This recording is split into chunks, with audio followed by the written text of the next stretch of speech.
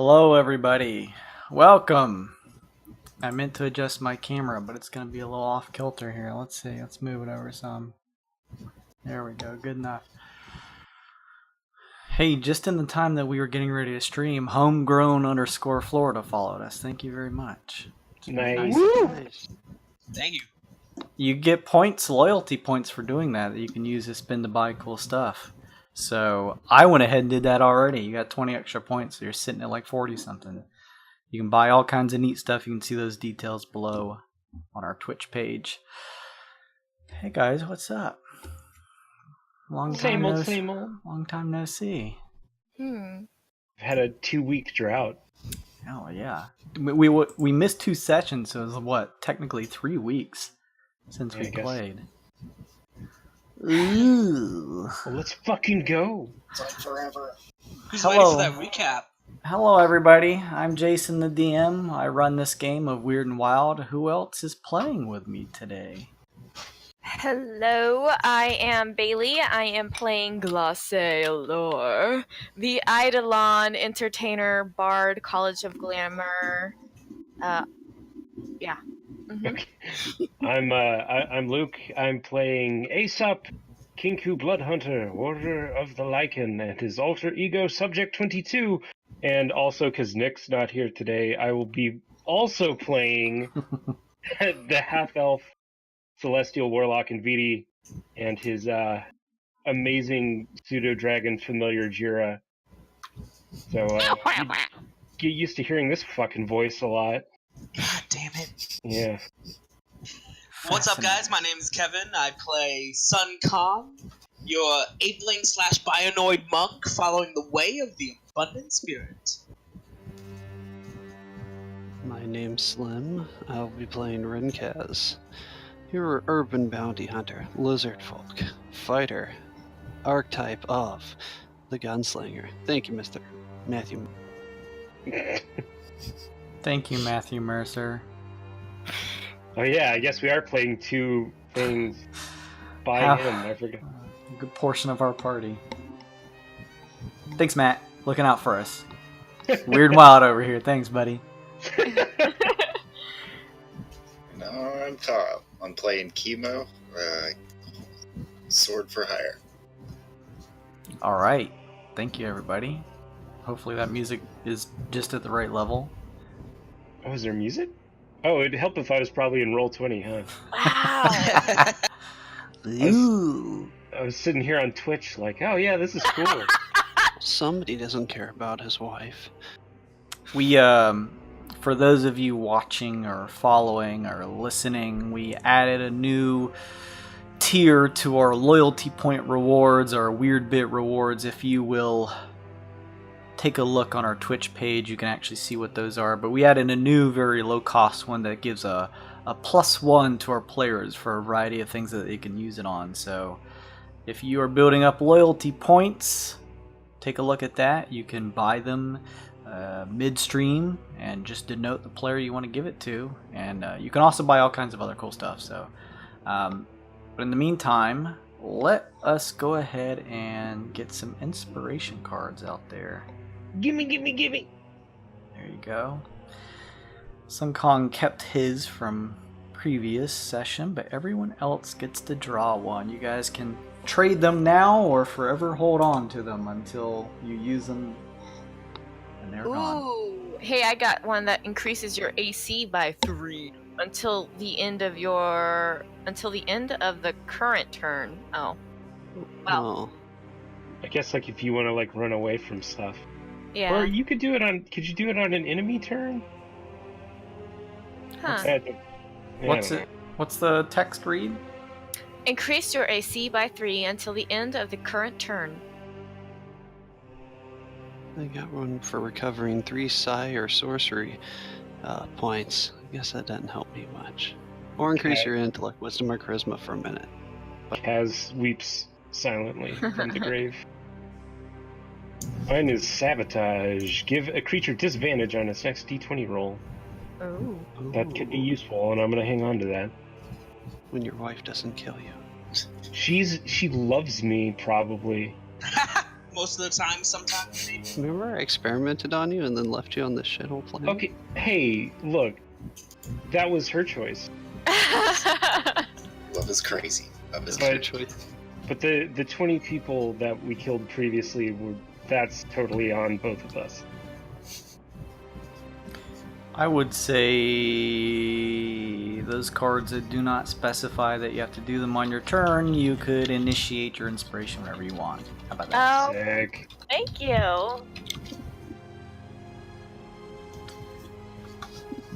All right, recap. Let me just also do some table setting in terms of us going over. Sun Kong, do you still have exhaustion?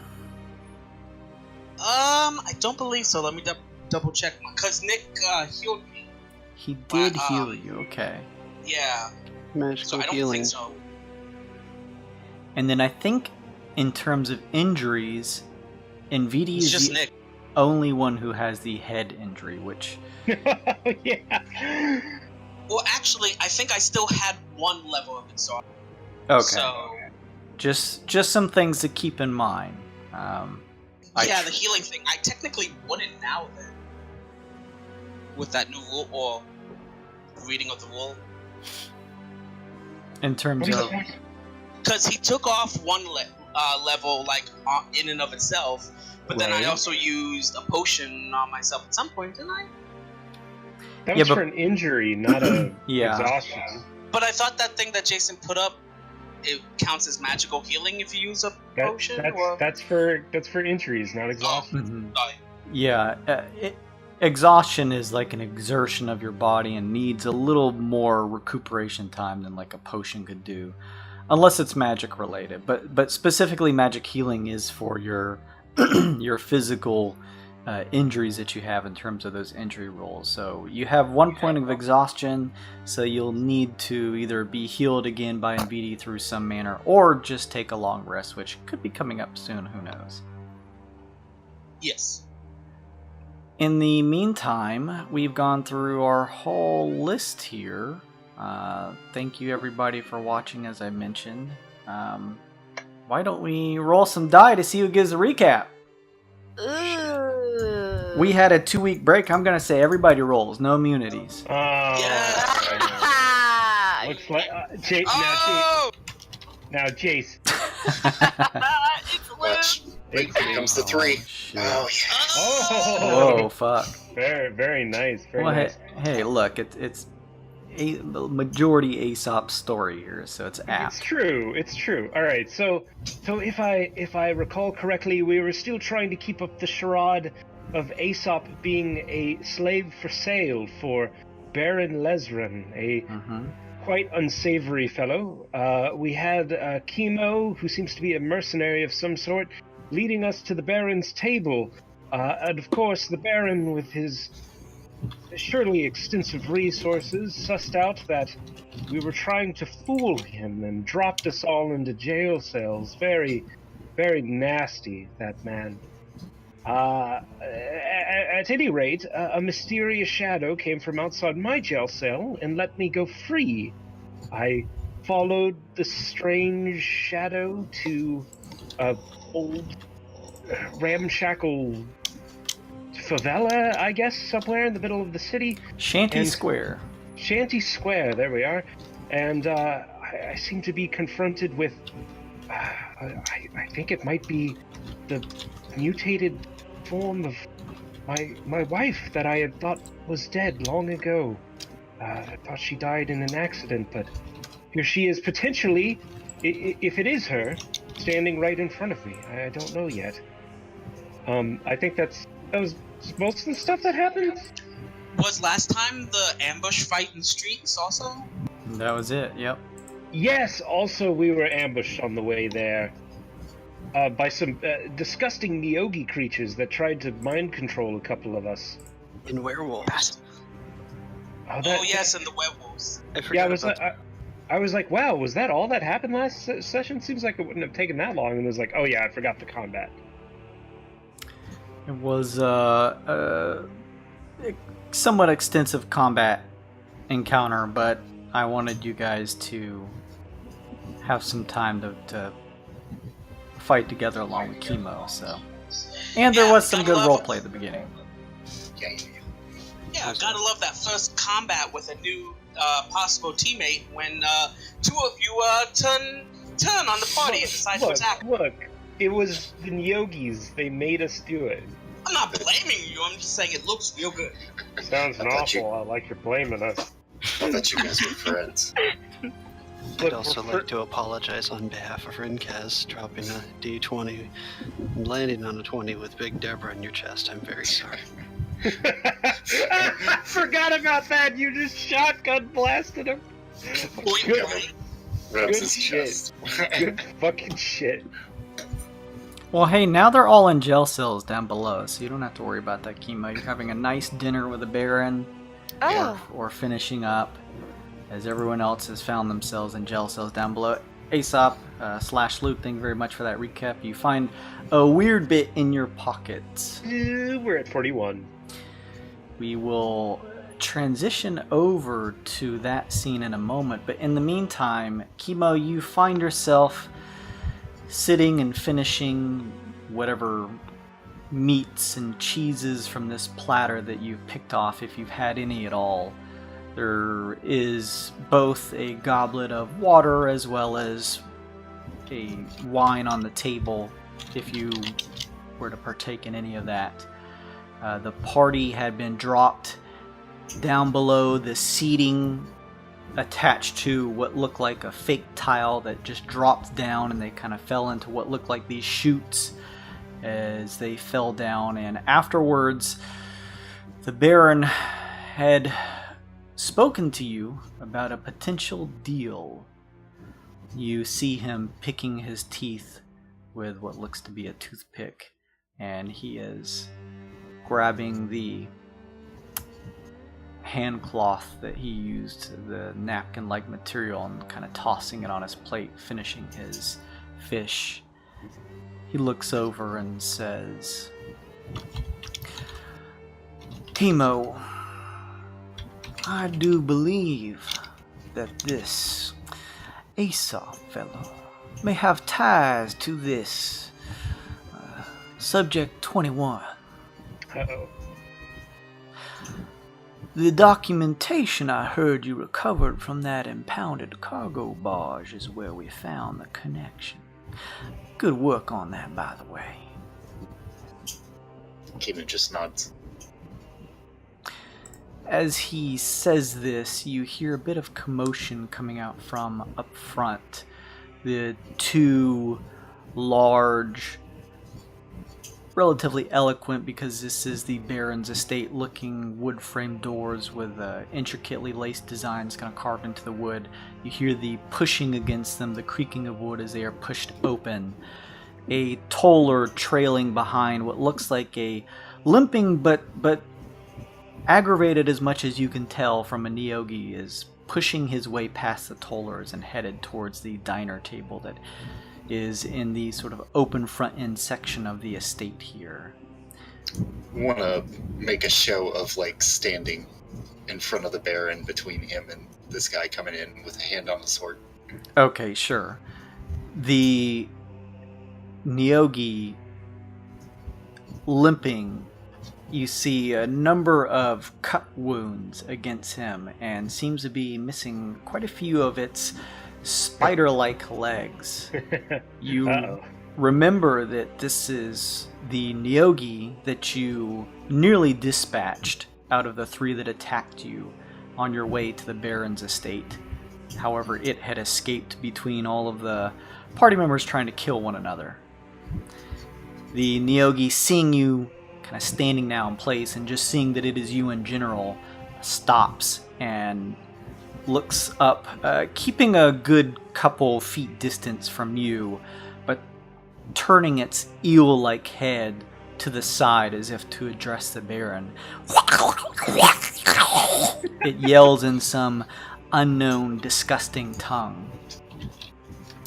The Baron stares back and simply says, well, you see, y'all were paid as a way to serve as a test of strength. Well, this gentleman here and his comrades, it seems they succeeded in their test. The creature backs up a little bit more, moving just a bit to the side, but not approaching you anymore, Kemo, to try and address the Baron more directly, kind of across the table.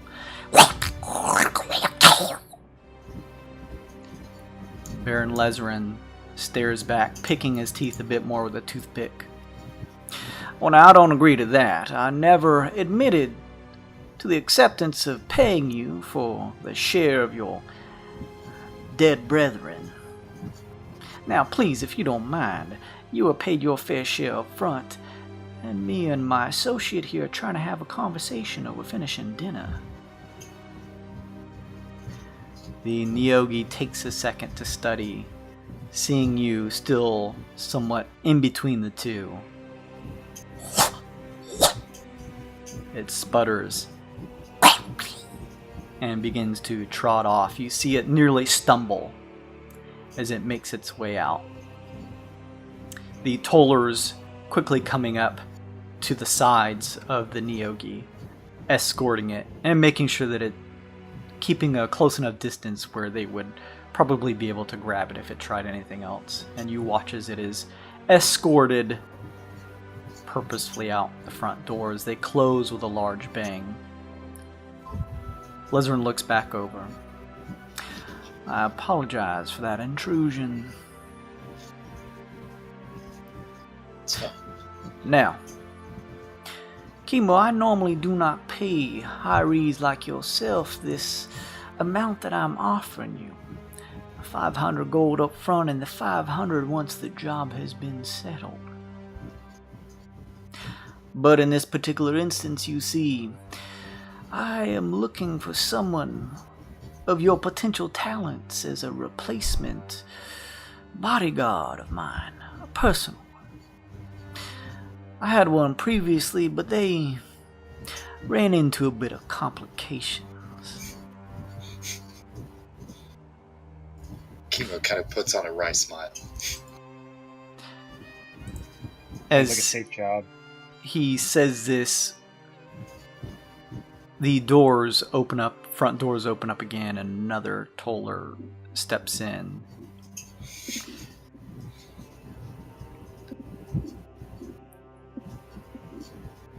The clanking of the bronzish armor as they make their way over to the Baron. The toller leans over, and through the glass face plating you hear through the steam as if he is whispering something to the Baron. The Baron cocks his head to the side and lends an ear up to the faceplate. After a few seconds of the two sharing, or the toller sharing some information to the Baron, he looks back over and says, "Well, I suppose it's about time, Kemo, that we paid a little visit to our friends and your new associates downstairs. Are you done here?" Push an empty plate across the table and say, "Yep." "Very good, if you would be so kind as to clean this up for me," he says at the toller. Before we head down, Kemo, I just want to make sure we're all in agreement here. The second 500 gold, that will be yours as long as you remember to tie up those loose ends that I was mentioning earlier. This younger Kinku, I don't really care too much about her. She doesn't seem like she has a lot of experience, at least not so much that she isn't hiding. I'm more worried about the two more experienced ones, these freaks. Uh-oh. I want them taken care of. You do that for me once this is all said and done. And an extra 500 with other employment opportunities at hand. He steps up from his chair and pushes it in. If you'll be so kind as to follow me, you will points, waving a hand towards a door at the far end of what looks like sort of like a row of books, and begins to head that way. We'll head down below and have a few words with the others.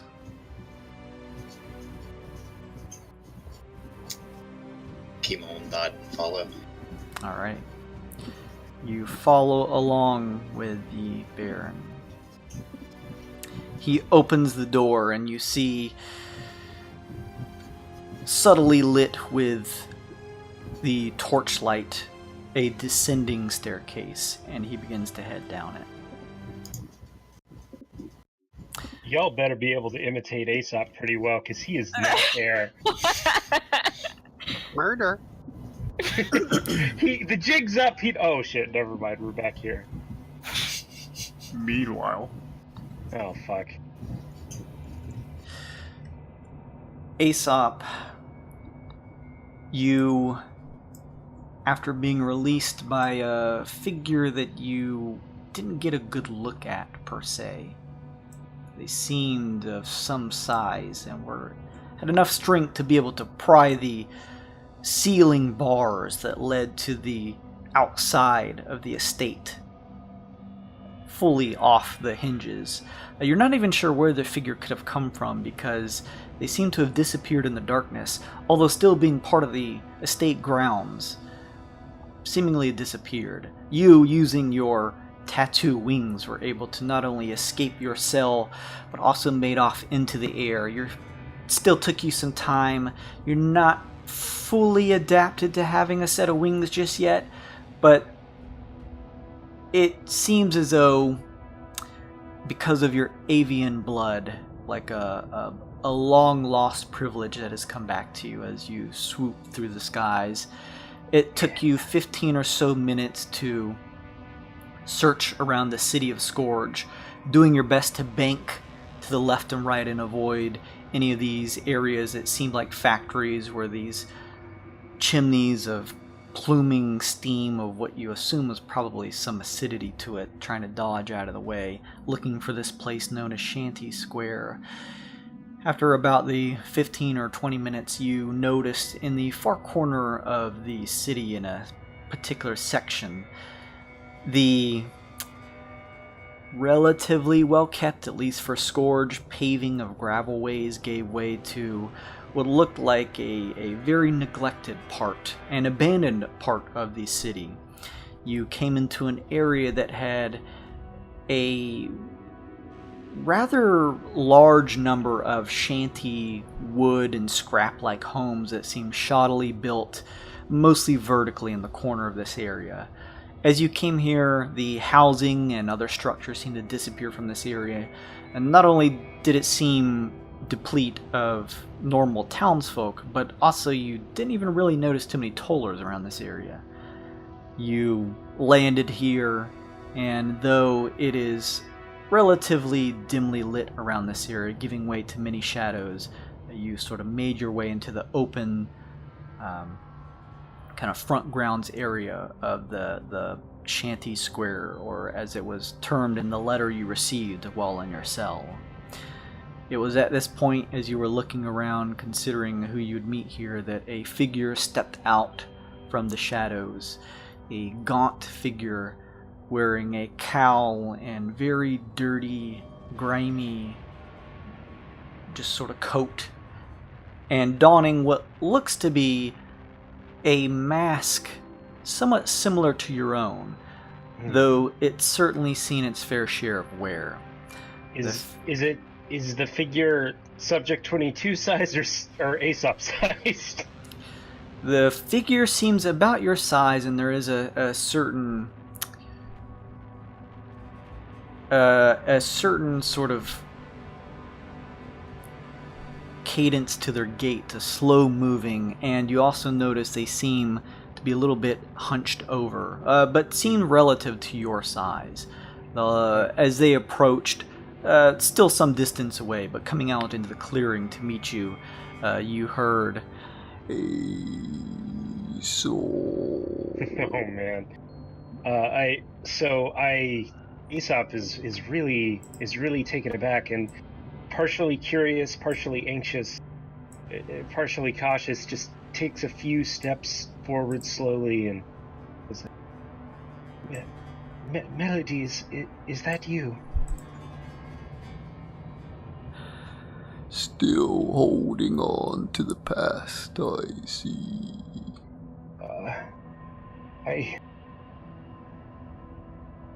I'm trying to move past it, Malady.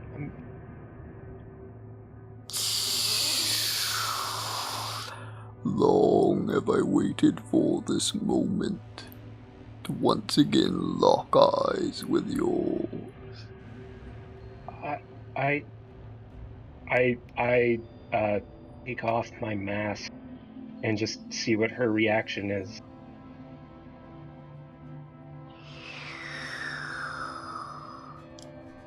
You know the truth. Your wife is dead.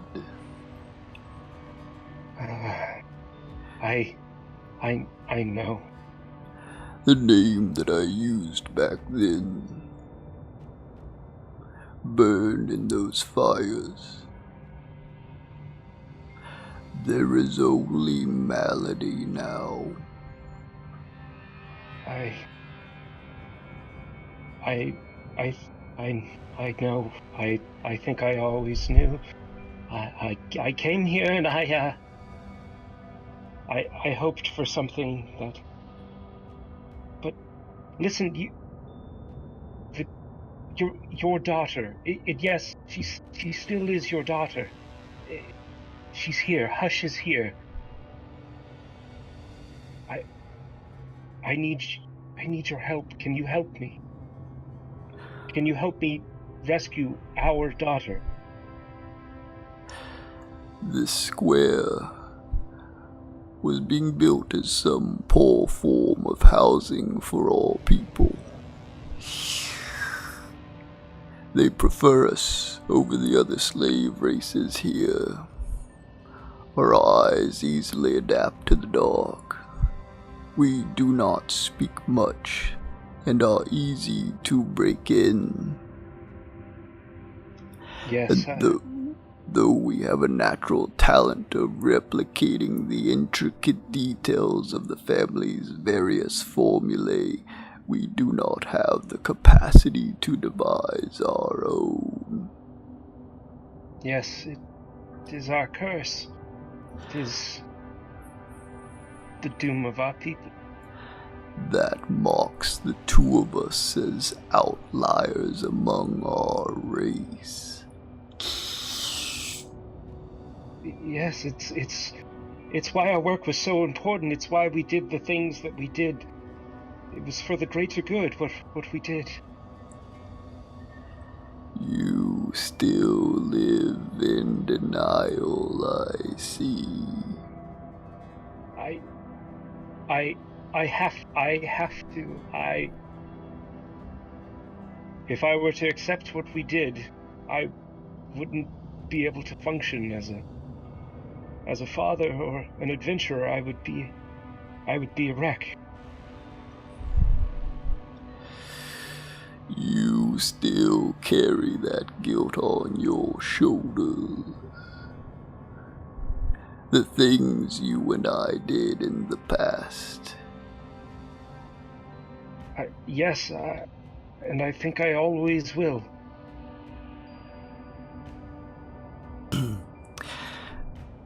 They had planned for this sector of Scourge to be a housing facility for the Kinku. That is, until the Scaziatelli family decided it would be much easier for them to keep their quarters directly in their factories for improved efficiency. See. So you're saying that Hush, she was probably taken to one of these factories, yes? Perhaps.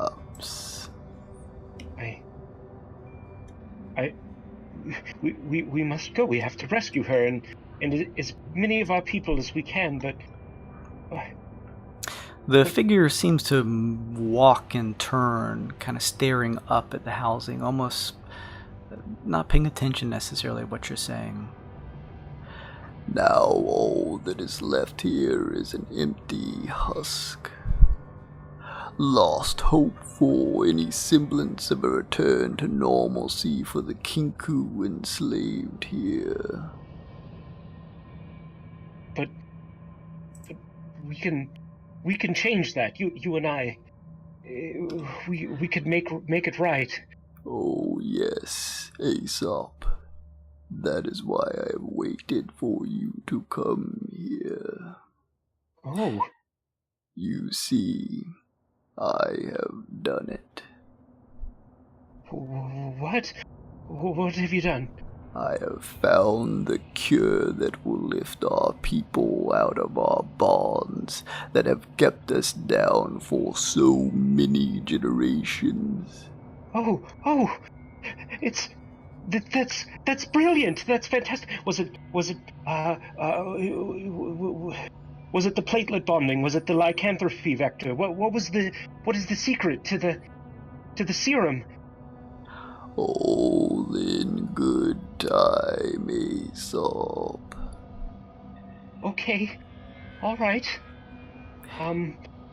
If you want to help me, then I'll need you to help me obtain the last element needed to mass manufacture the cure for all kind.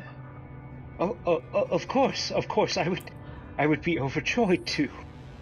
We cannot wash away the sins of our past, but we can ensure that future lines of Kinku are freed from making the same mistakes we have. You say Malady died in the fire, but what I'm hearing right now is her voice, whether you realize it or not. This is monumental news.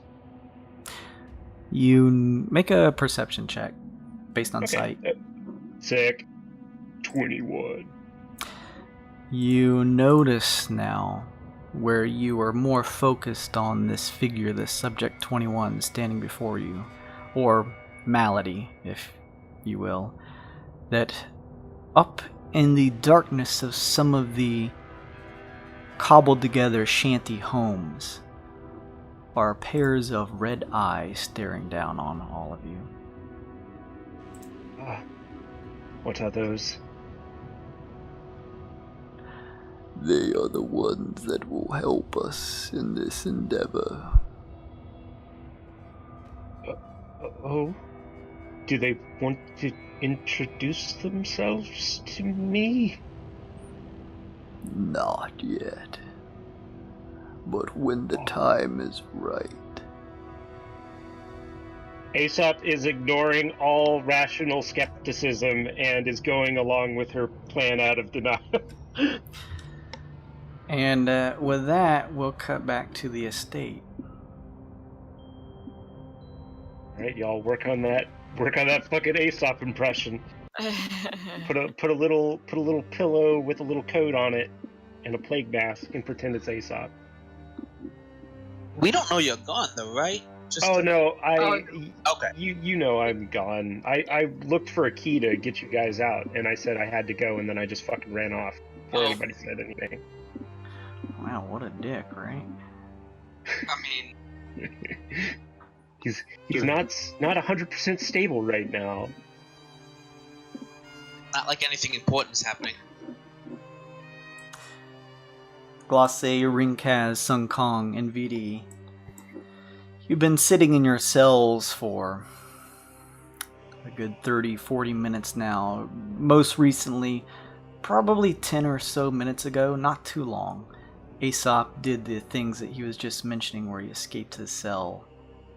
Actually, at this point, it'll probably be more like 15 or so minutes, 20 minutes maybe.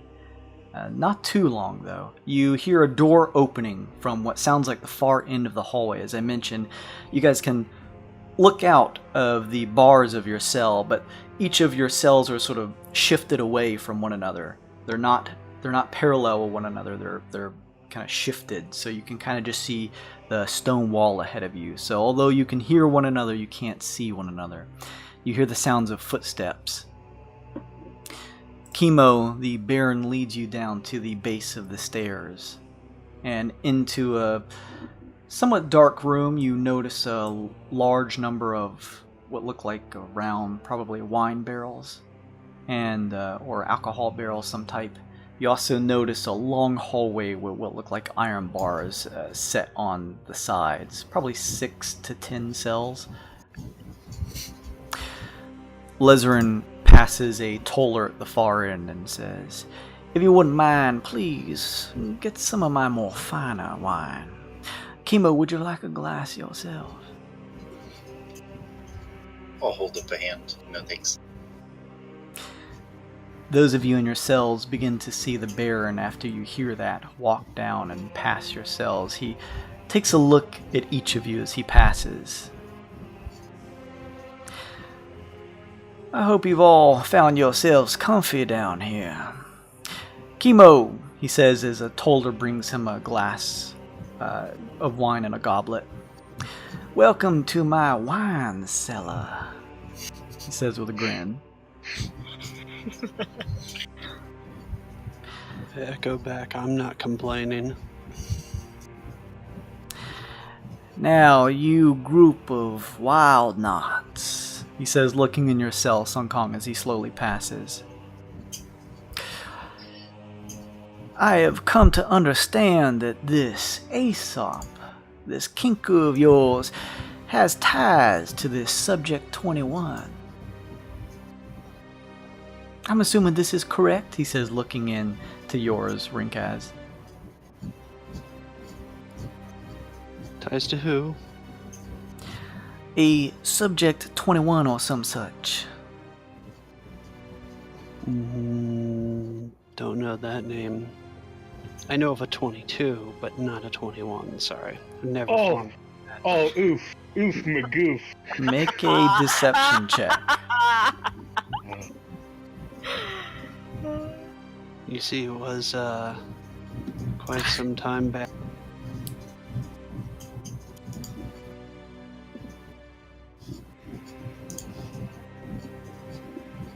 Make that check. I want to make that check. Dude. Is it broken? Rinkaz, make a check, man. For deception? Yeah. Yes, please. Wait, I haven't met her before, though. You haven't, but Aesop has mentioned her in the past. Gotcha. Alright. I believe he he didn't has. Yeah, I Okay. spilled the beans. Eventually, yeah. 13. "Well then," he says with a bit of a smirk. "Seems your bird friend may be more crafty and hold more secrets from you than even y'all know. I went ahead and, knowing that there was some connection as to my previous digging into the matter, allowed your friend to make his escape. In fact, I've been expecting him, although not necessarily the whole group of you, to come here to begin with. I watched as y'all entered through that back tunnel that you used. Now, don't you worry, I'm sure that it's a dangerous prospect trying to make your way down there instead of the scar itself, so I've had my men be sure to scour the outside perimeter of Scourge and block off all those pesky things. That way, no one finds themselves trying to crawl through those places again." How have you been watching us? "The tollers, of course, they're my eyes and ears. Now, right now, since I put a little cork in those holes in the ship, the only way out is outside the scar that leaves up top that the spelljammers go through. I have a little project for you all, seeing as if you'd be nice and willing to work with me, I may find myself able to free you from your cells. And on top of that, perhaps even get your hush friend back. You're going to help us? I'm sorry. What? You do something for me, and I'll do Yes. something for you. You see, I took a little time and spoke with your associate Kemo here. I would like for him to work with you all to help guard the perimeter of one of my factories for a 10-day. You wouldn't have to do it the entire 24 hours, but a specific period of time during the evenings. 10 days, and if anything happens, I would hope that you would put a stop to it. Otherwise, hopefully, there is no trouble. And after that, we can talk about not only getting this Kinku daughter back to you, but allowing you to go on your way. Can I insight check him? Sure. 14. You get a sense that somewhere in what he's saying, he's probably not being completely truthful, though it's difficult to determine exactly what point he is being a silver tongue about. So, we just need to guard your precious factory. And then you give us what we want, and then you let us go. That's it. You're the ones who brought this Aesop that's been a thorn on my side, having a relationship with this Subject 21, so I see it fit that you do a bit of work for me and making sure that they don't cause no trouble now. There will be certain conditions. I'll need you to meet with the real head of the Scusiatelli family. It is their factory that will need the protecting, potentially, of course. What's in the factory? Well, that's where we make all of our products, my dear. Wait, what kind of products do you make? All kinds of things. Different families around these parts tend to make their own sect of goodies. Some make drugs, others make paraphernalia. The Scusiatelli family, the one I'm most closely associated with, you could say, are a fine manufacturer of some of the best poisons you'll find in the Twixt. Poison, Okay. you say? Poisons. You don't happen to craft ammunition, do you? Rick has you fucking snake already getting cozy with the enemy. He steps over to your cell and says, "What type of ammunition are you looking for?" No, shotgun shells full of buckshot and poison. Kind of a acid spray, if you will. It's good crowd control, you know, when things get hairy and there's one too many of them and too few of us. Make a persuasion check.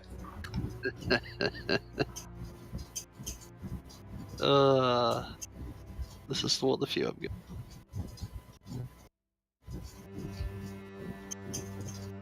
Not good enough.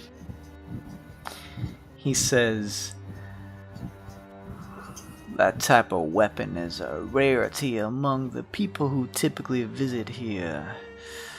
I've heard about such things on other worlds, but haven't exactly seen too many up and front and personal, though many items do come through the area here. I suppose I could take a look for you, considering you'll be using it to help guard the Scusiatelli's factory." I throw a wink and say, I know that gold is a rare commodity around here as well.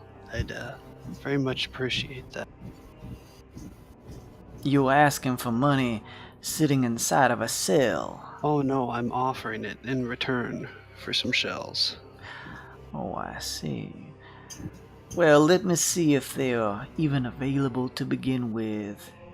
I've drafted a letter here. You'll head back to the Scusiatelli estate and hand them this note. You'll speak with the head of the family, and from there they'll share the details that are necessary for you to begin your shifts. We're well into this night, so you may want to find yourself someplace to shack up for the night. But first thing in the morning, meet with the Scusiatellis. Get the information and details about what's been happening these past couple weeks, and you'll begin your shifts. Do these things, and don't cause any trouble for me or the family. And I may see fit to allow you not only this hush slave back into your hands, but to offer you a way off the world itself now. Does that include our friend Aesop? I don't think you realize just yet that your friend Aesop seems to be somewhat of a traitor. You would trust this person with you? I do. Well, yes. Yeah, I do too. Vidi says.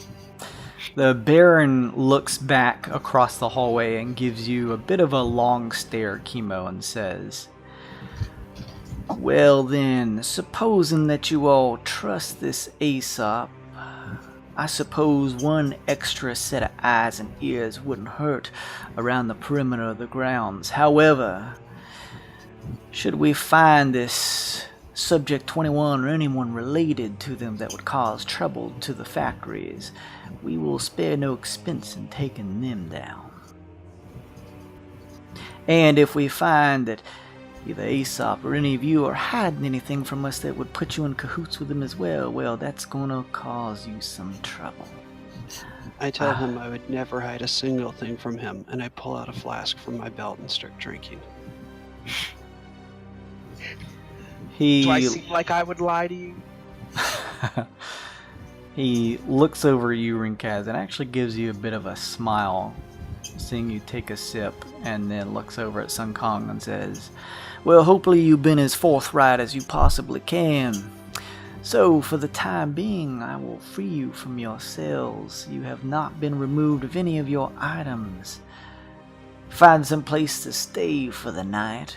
Kemo, if you wouldn't mind accompanying them. In the morning, visit with the Scusiatellis. Is everything cut and dry?" The only thing that's dry is my flask, if you could help with that. I guess that works for now. We'll help you if you help us find Hush and let us leave. We don't want any trouble outside of that, honestly. We just want Hush, and we'll be gone off your planet.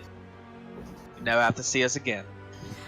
I'll take you at your word, but we'll see how your performance over these next 10 days is. Oh, I don't have performance issues. Oh, wait, 10 days. That's a long time here. Yes. Staying here your whole lives would be much longer. So, that you do have a point, but why 10 days? What's so special about 10 days? It seems as though the Scusiatellis have a feeling that coming here soon there's going to be some type of issues with people trying to infiltrate and cause trouble with the factories. I don't exactly know all the details myself. I have quite a lot on my plate as time permits and what I can get to being the Baron of the whole city. That's exactly why I need you to go and speak with him and find out. He hands the note over to you, Kemo. Make sure to hand this to whoever opens the doors for you and tell them that you need to speak with the head of the family. The real head of the family. Kemo nuts. Well then, he claps and the toller begins to walk up. You guys hear the clinking of metal as a toller steps up to Envidi's cell, being at the front of the hallway, and you see him work a set of a ring of keys, kind of opening up the cells to each of your places. Tollers will escort you off the grounds. hopefully you'll find some decent place to stay for the night. Just watch where you stay. Understand. Before we go, you said you knew where our friend Aesop got to tonight. Could you tell us where he went so we could make sure he's okay? I don't rightly know where he went off to, only Okay. that my tollers watched him escape the grounds itself. Seems your Kinku friend, despite being a flightless avian, has some type of power to move through the air. They mentioned something that looked like wings, although more arcane in nature. Oh yeah, I did fail that stealth check. Fuck. Alright, well, that helps at least. We'll find him. It would make my job. Find him and Go ahead. we'll find him and then we'll protect your factory. That's what I like to hear. Now, gentlemen and ladies, if you wouldn't mind, the tollers will escort you.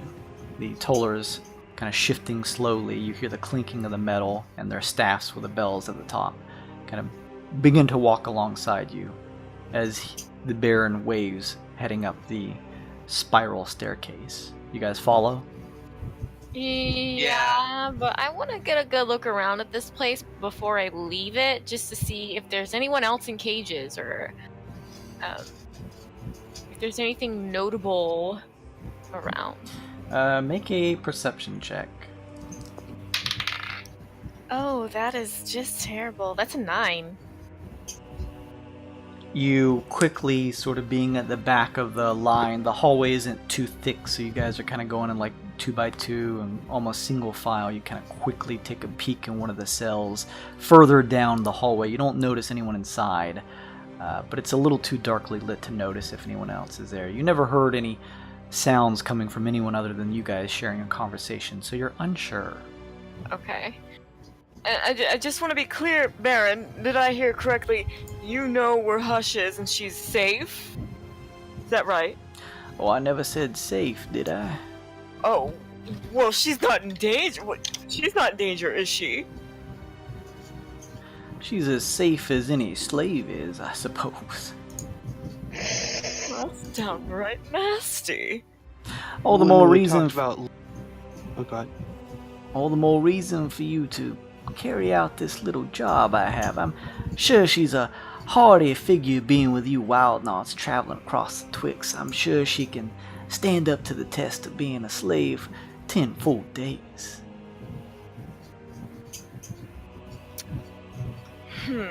She's a tough girl.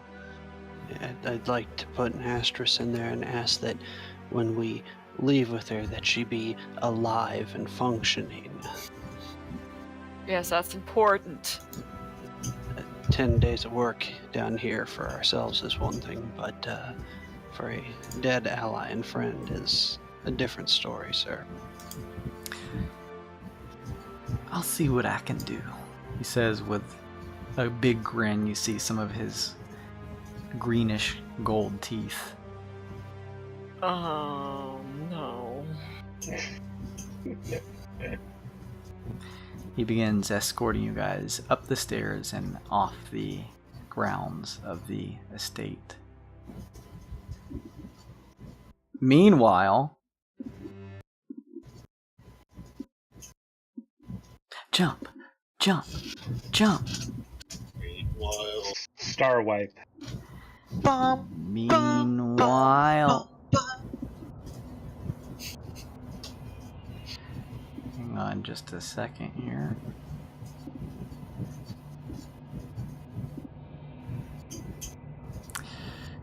Aesop, you were continuing your conversation with subject 21/Malady, Yes. and you notice the red eyes coming from the various shantytown shacks around here, very shoddily made and disrepair at this point.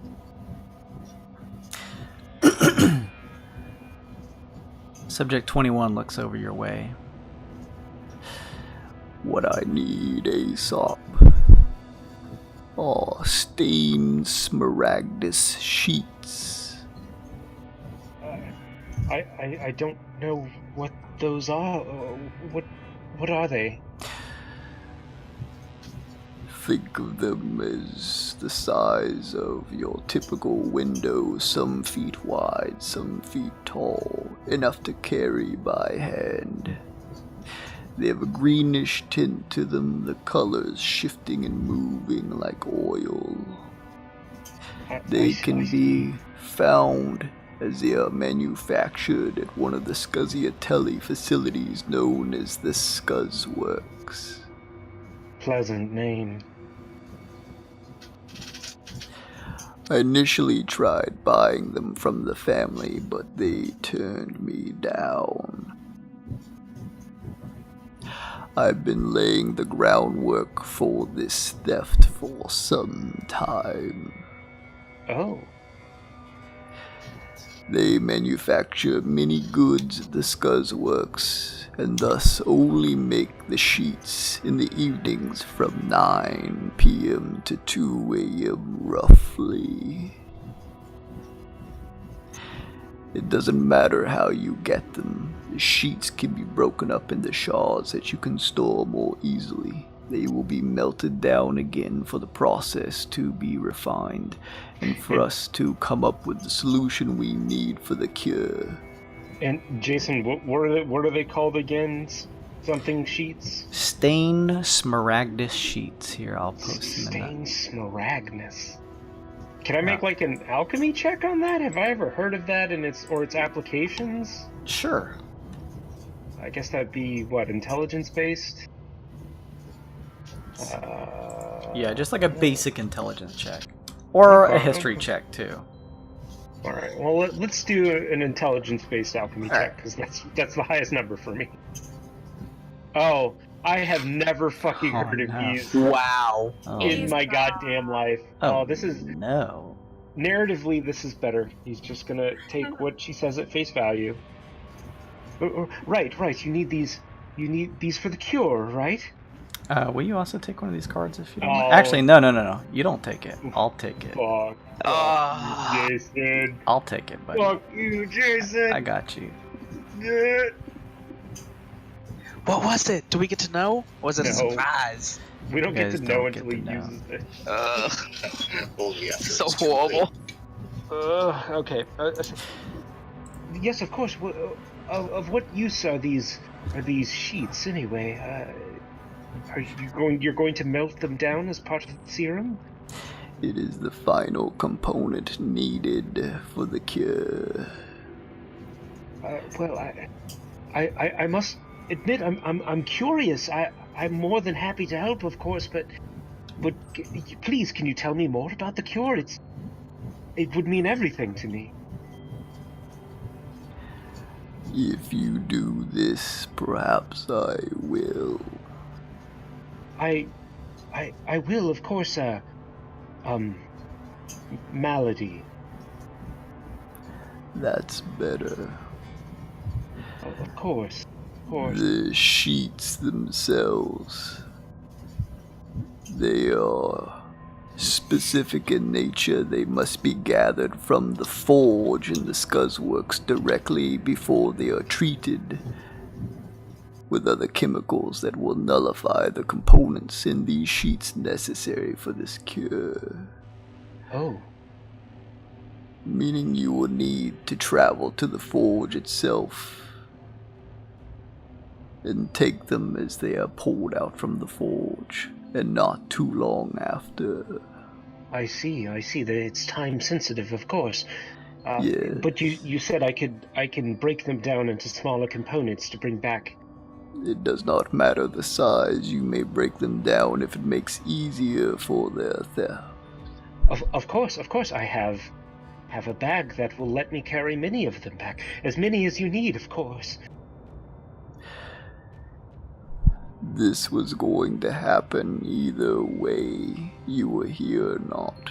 But I have offered you this chance to help me because you've come so tantalizingly close for us to meet here again. I know, and I know you're not the person that I thought you were. But please let me do this for you, and let me prove that I can help cure this terrible curse.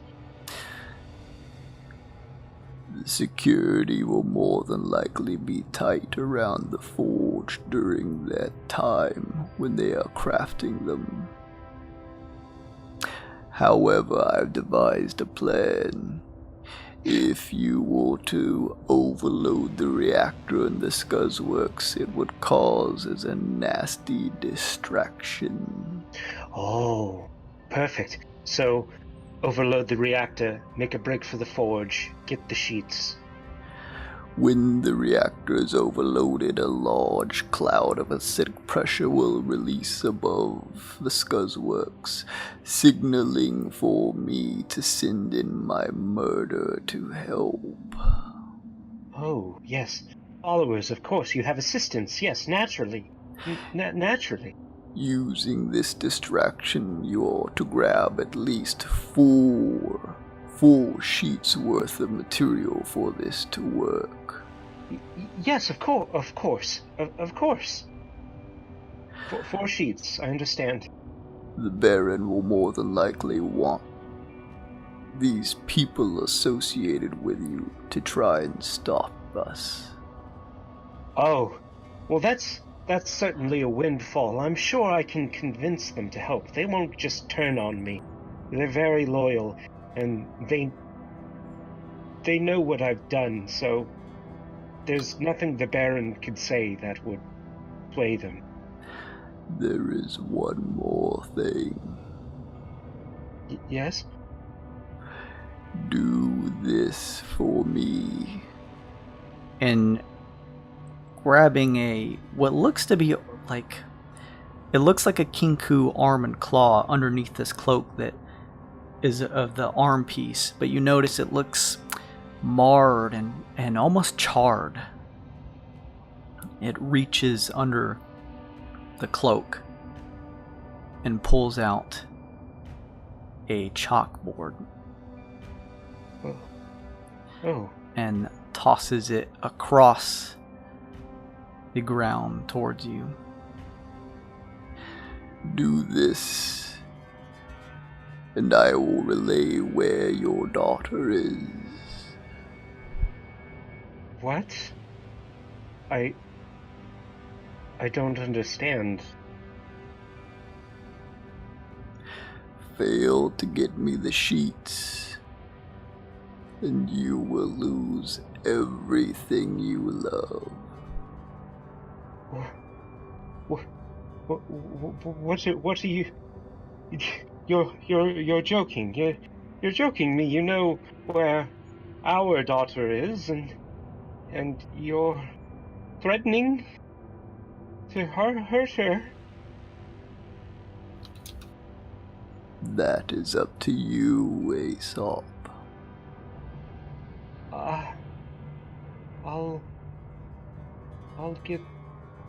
I'll get the sheets. Yes, it's fine. I'm not familiar with the Scuzzworks, so you and whoever are your accomplices will need to be sure to do what you can to learn about the areas and a good way to get inside. Of course, yes. We're very resourceful.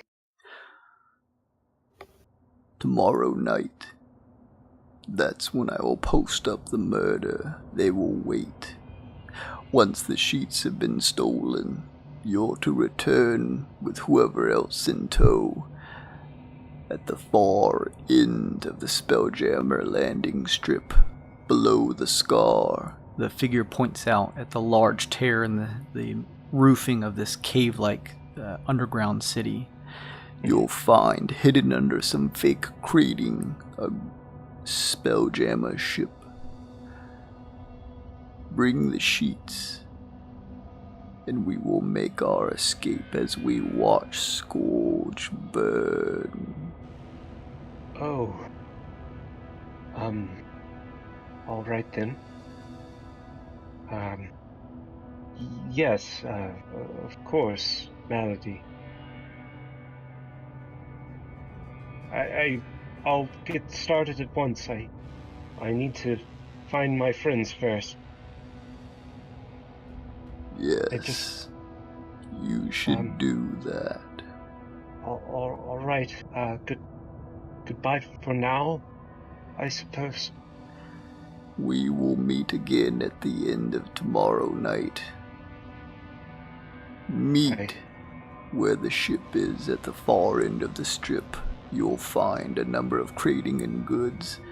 You'll find the fake crates that will be able to be pulled off. And therein I will be waiting for you. Right. Until then, I suppose. Until then. Good. There is a certain smoke or mist that begins to pilferate from underneath the figure's hood and cloak. Until then, Aesop.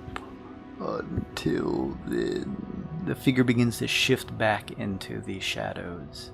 And you watch now as the dotted red eyes peering at you from various openings in the darkness of the shanty homes begins to shift and disappear. I think Aesop would he's doing that thing where he's just like in shock at what happened, and he's just staring down at the chalkboard. Make a history check. Yeah, 15. You remember, Aesop, despite everything that's happened, that you, as well as all of your friends, are wearing your earrings of communication. I was literally just about to ask that. So, Good. Way to take my agency away from me, Jason. Yep, that's what I... Choo-choo! No. But before that happens, I think we're gonna get like a little Andy Serkis Golem scene where you just see Aesop from behind, and she is lie-fibbing to you. She is monster creature, not your mate wife. No, it's fine. It's fine. She's just keeping Hush safe. He's just like grounding her, just punishing her for disobeying. I need to go find my friends. You be quiet. You be quiet now. And I pick up the chalkboard, and at this point, I'm just going to reach into my bag of holding and put my regular gear on. I'm not doing the slave shtick no more. Okay. You take off whatever lone shackle may have been on one arm. Your wrist easily slips through it. And you put away whatever pieces that you had adorned to give yourself a bit of a more slave-like look, cleaning off bits of the kind of gross mud and whatever you kind of splashed on yourself, at least as much as you can, and find yourself looking as you do in your regular attire. Real quick, Jason, I just want to recap, because it was a lot of info, and I want to make sure I have it all straight. Mm-hmm. So this arm thing, run it by me one more time. The stained Smaragda sheets are created in a forge. Right. And we need to get them at when the they're Scuzzworks.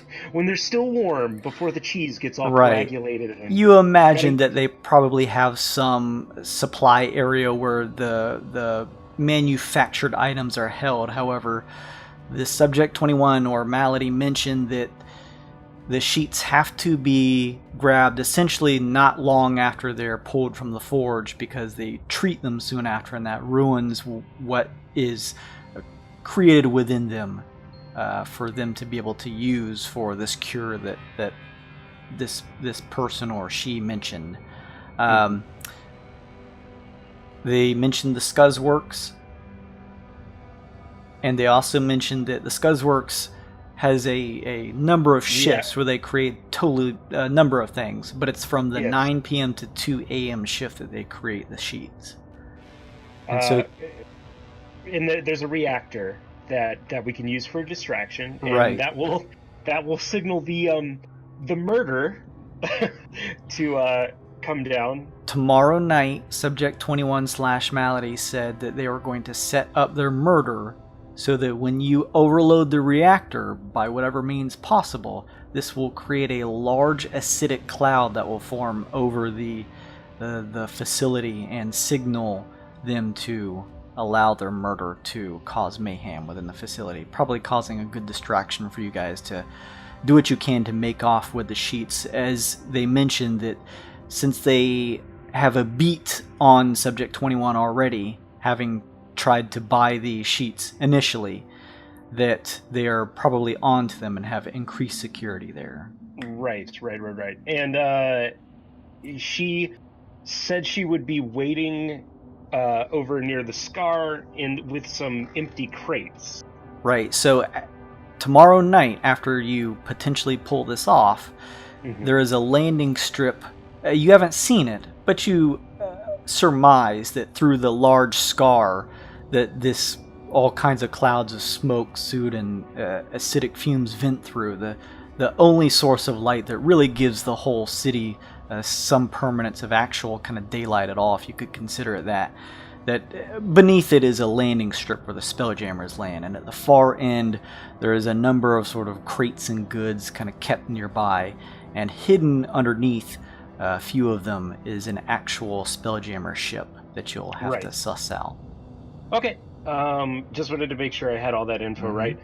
At this point, I would tap my sending stone, and how did I should know this because my previous character literally made them, but is it like I say something into it and everyone hears it, or do I designate someone? We talked about the earrings of communication before. Yeah. They sort of just act as like a all, like you speak into them, everyone else will hear.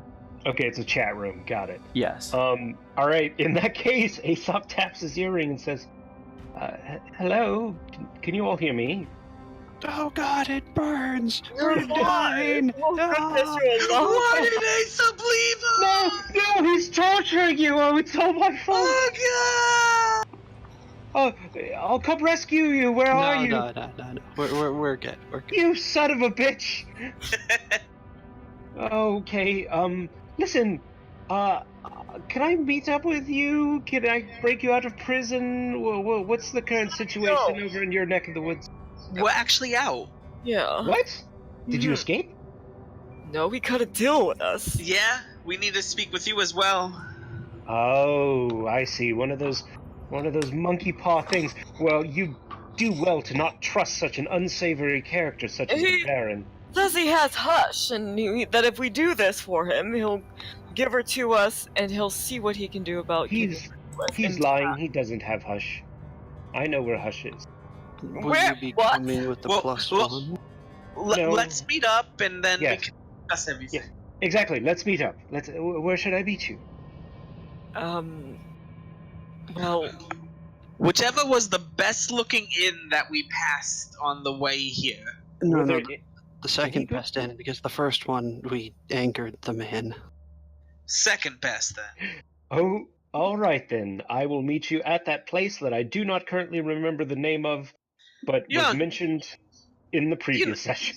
You know, it's the place, the one we all know. We all know where it is, and that's where we're gonna go. Yeah, that place. That's the one. I look up at the sky and say, "That's the one, Jason." You guys had gone to a inn/tavern previously. As you know, the owner was less than pleased after he realized that his mind had been controlled. So you guys came across another one that seemed like down a dark alley, but you guys never actually saw the name of it. But Glossa, you would know where that one was. You don't know the name of it. It looks not the greatest, but who knows? At least it's not that random guy's house that we tried to stay in. does Kemo know of anything? I mean, you've been in this area longer than we have. I think I was just put up by the family, wasn't I? Kemo, you have a room at the Scusiatelli estate. It's a possibility that you could try and talk them into offering a few more rooms for the others for the night. Otherwise, you at the very least have spent probably 2 or so weeks here doing your work for who you can, kind of building up the ranks to get the notice of the Scusiatelli family. You have some connections as part of your background, so you know 1 or 2 suppliers who deal goods to the family, stuff like that. It's possible that they may have some connections to other relatively amicable staying places, at least for what is considered to be the area of Scourge. Yeah, I know a place or two we could. Oh, excellent. How much money do you have? Oh, I'm in debt, honey. We should be good, considering. Alright. Go. Yeah. I guess... Are we trying to meet at an inn first, or are we trying to meet somewhere and then decide where to go with Aesop? I think we're gonna just meet there at the end. Yeah. Okay. We can direct him maybe through the earpiece, where to go, landmarks or something. Okay. I guess then I'll ask him for the nearest place to the factory. Okay. The Scusiatellis or whoever. Are you thinking about asking the Scusiatelli family for some extra rooms? Yeah.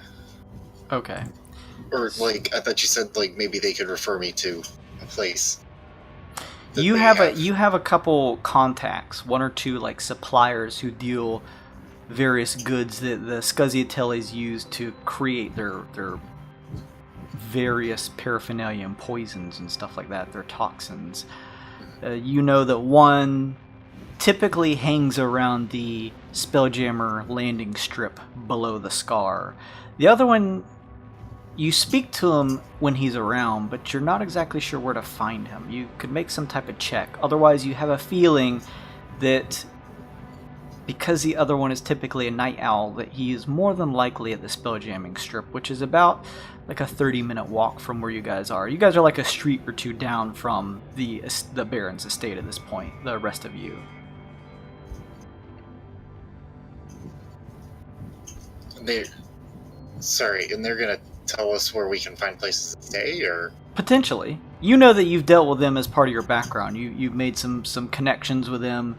You sometimes go and ask them for information. They may have an idea where you guys could stay. Otherwise, about probably a little less than that, maybe 15-20 minute walk is where you would find your way to the Scusiatelli estate, where you could attempt to ask them to see if they would spare some extra rooms, considering you guys have to meet and do some work with them patrolling their Scuzz works in the morning anyway.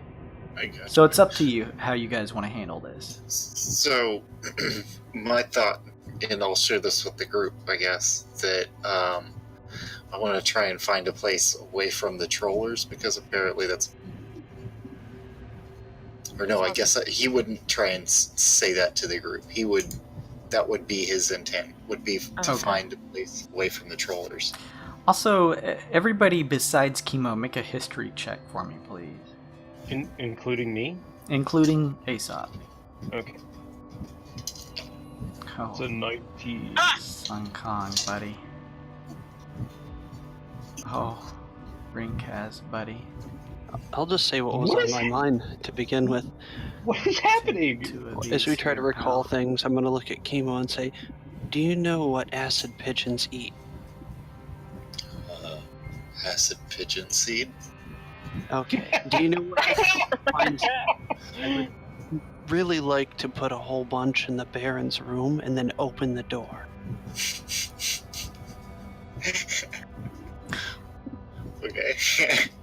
That's probably. I mean, you know that I work for him, right? I mean, what's a harmless prank? Gaping wounds from pigeon. Subtle, Among subtle, friends. Ridcast, very subtle. Aesop, Glosse, as you guys are sort of having this conversation over your earrings of communication, you guys also remember, although it's not 100% that he would allow you to stay over the night, you remember that you guys had a initial contact that you met when you first got down here, where the two kids ended up staying and have been for probably the past couple hours. Oh. It was a place that held reagents. Oh yeah, I don't know if there's enough room for us there, but I mean, it might work. Meswix. That's right. That's the guy. You assume that the children are still there. It would probably not at least put you in a place that is next to a family that makes all types of poisons and toxins, but I'm not suggesting you have to go there, just another place you would remember as you're recalling this stuff. And Meswick did say that we can't stay there. He did say that. That's a suggestion. Right. So my second contact there that I'd have to make the check, what kind of check do I need to make to find him? You can make me like an investigation check to get a sense of his daily routine and where you've seen him move through the city before, where he may currently be at. Ooh, I'm good at that. Oh, 19. Oh shit. First off, Wow, you called it. you may draw a good luck card. Oh.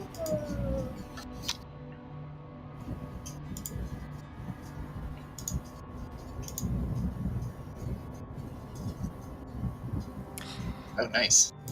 Cool. You would also know that he's...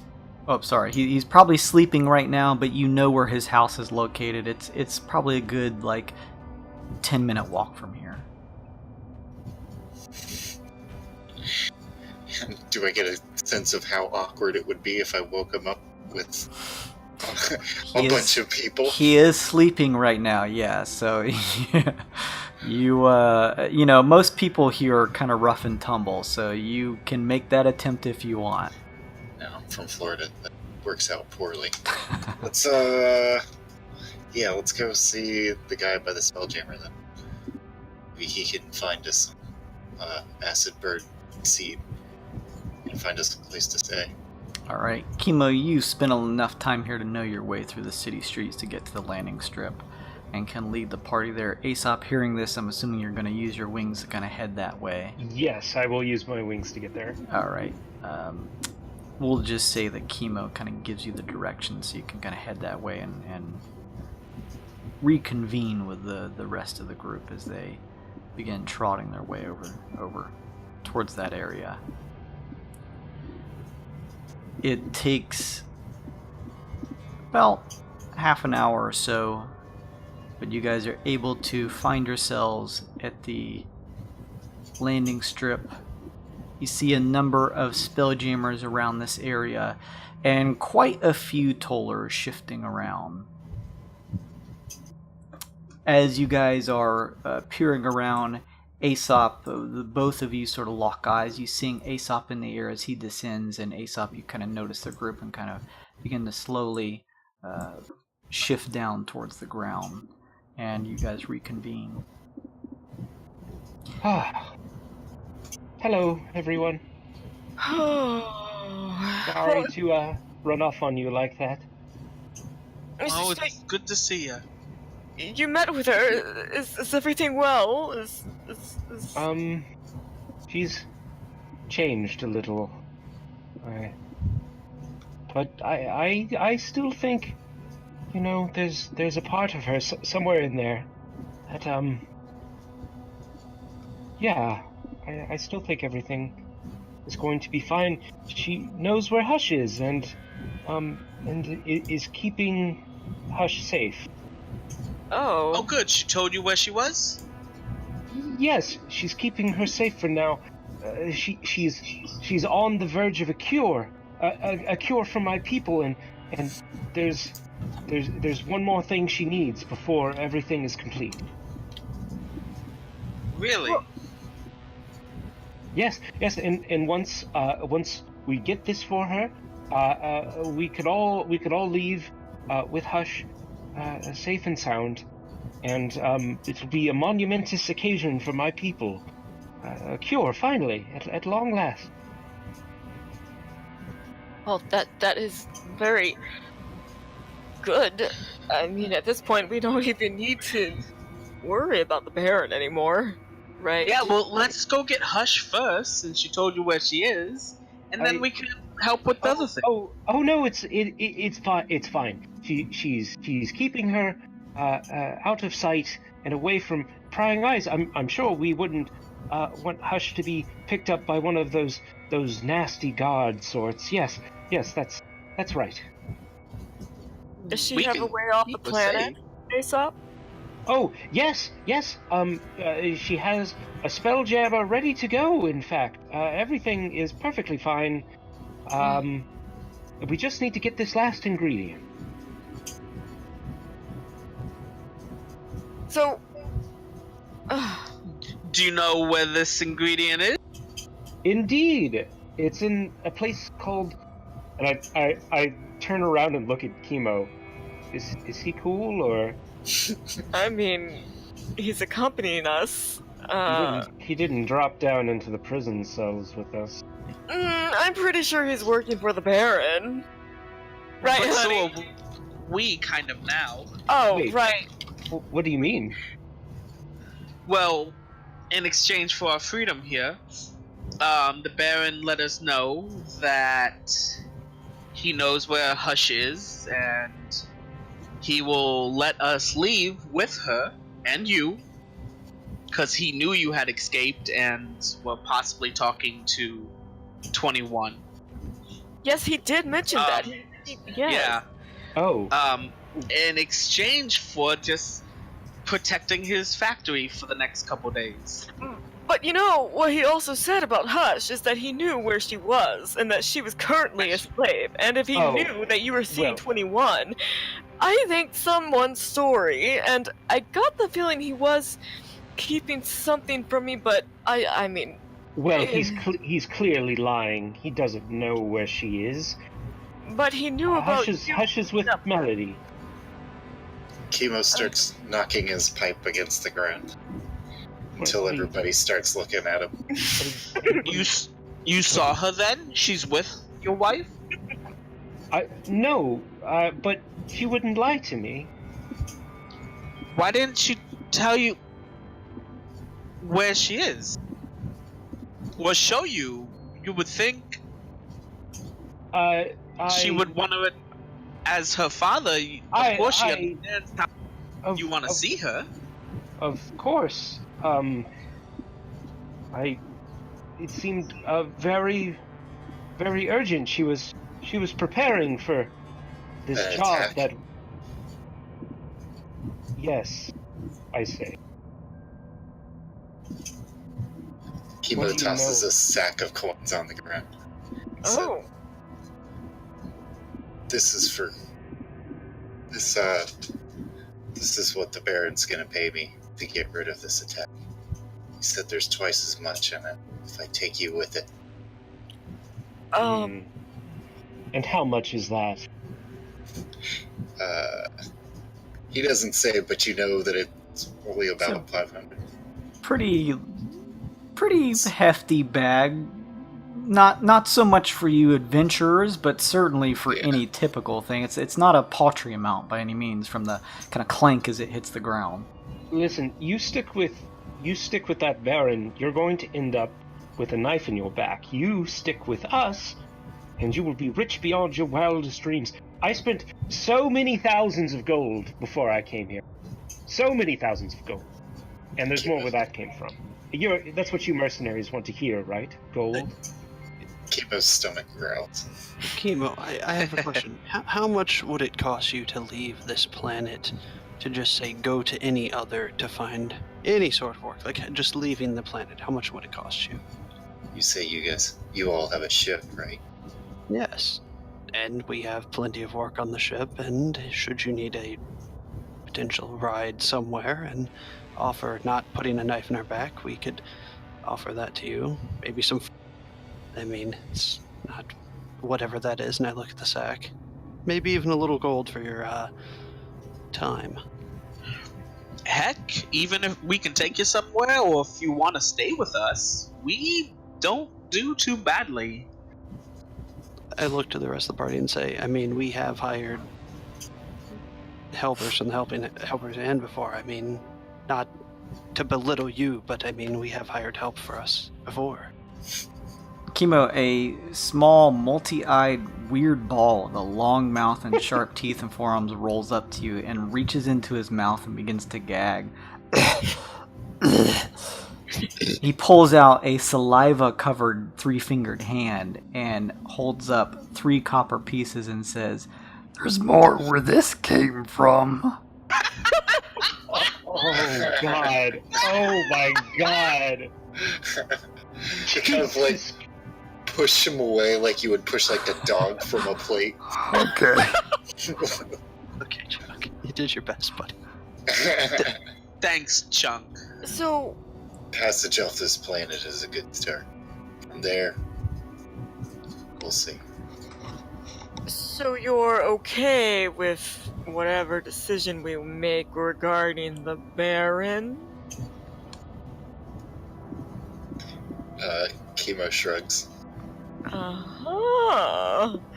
Can I make an insight check on Kemo? Sure, I'm not sure. I'm not very good at insight, but I'll give it a shot. I think that's a 13.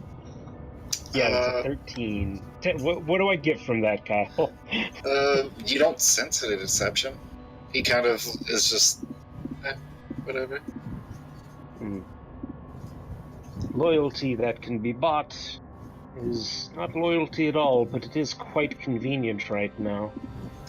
Loyalty to a monster isn't what I offer. Ooh. Oh, all right. And you mentioned you were working for the Baron? Aesop, you can't. I don't have a camera, so nobody can fucking see that I'm doing air quotes. But I did air quotes around working. Kemo kind of looks over his shoulders and is like, "You're listening to the Baron. He's got eyes and ears everywhere." Oh yes, of course. But you all, this is the perfect cover. You all can get me inside, and we can do what needs to be done. But why can't we just grab Hush and go? But Aesop, this is a bad place to be. Because the cure. She has the cure. She just needs this last thing she needs.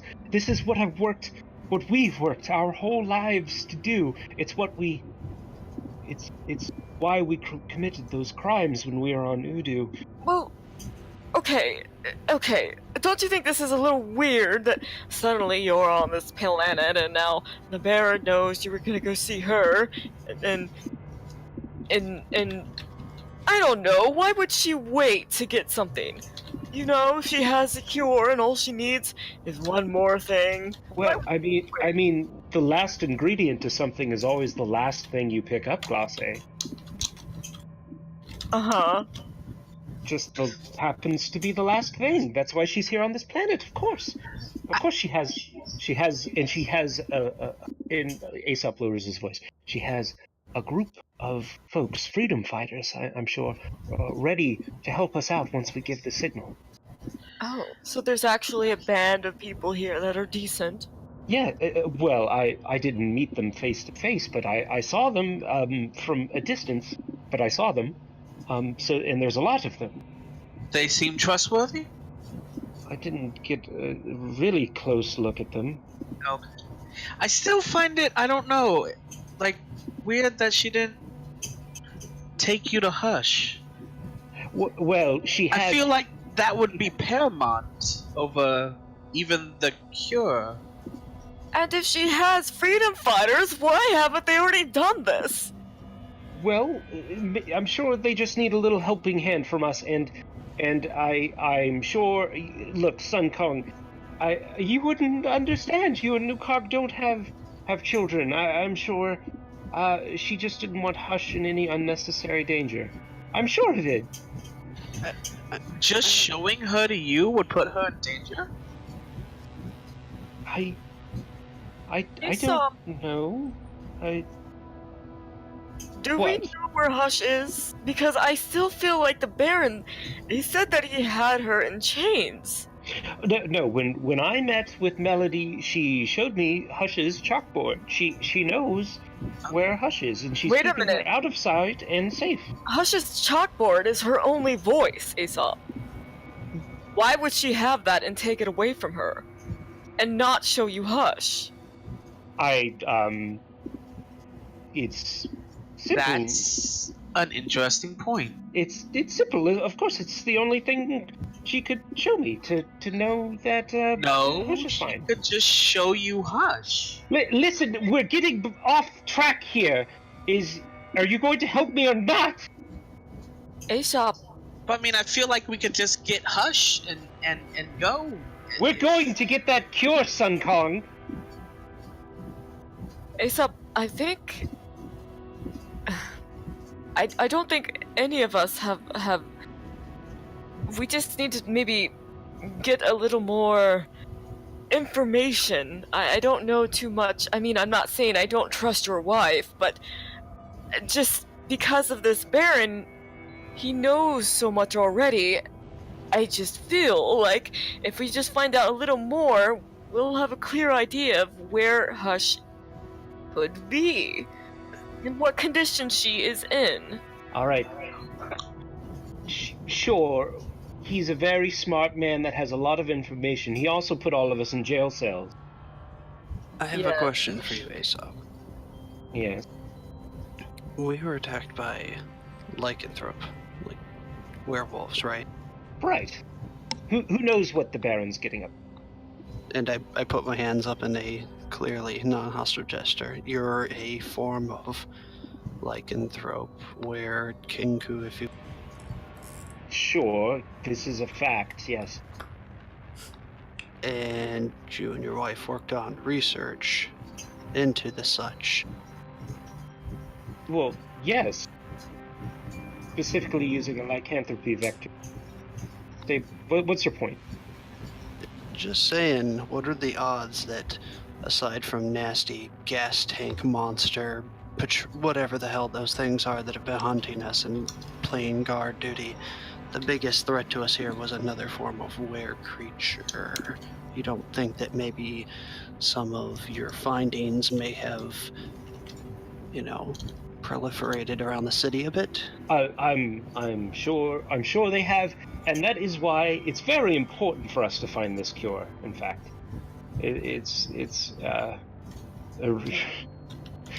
I do like an insight check on Aesop to see if he's like, just to see like, because he's my friend. I just want to see if he's like all Okay. together. I guess. Aesop, if you want to make any opposing rolls. Yeah, I'd love to make a deception check at disadvantage. Okay. Because I feel like Aesop is pretty clearly like not. I've had Sure. to calm him down before, so I feel like this is something I would at least try to check into. Yeah, that's an 11. Sensitive when it comes to Hush. And that's a natural 20, my friend. Oh, shit. Oh, when it counts. Hell yeah. Wait, Straight eyes. before you go on, take one of those. Oh shit! Yeah, nice. Thank you. I mean, you can see Aesop's glowing pupils warble behind his mask, and there's kind of like just a couple of feathers molting at his side, and he keeps scratching at his neck. He's Okay. in clear denial over something. I want to, if I'm allowed, I want to try to calm him down in a very Glossday kind of way. And remind him that we are all friends here. Don't get Jason banned on Twitch. No. In the other most famous Glossday way. Uh-oh. Can I try to use friends and Is this a spell that requires somatic or verbal components? Actually, I want to do charm person. Yes, it is, but I want to do the one that doesn't make him angry. And I always get those two. Person.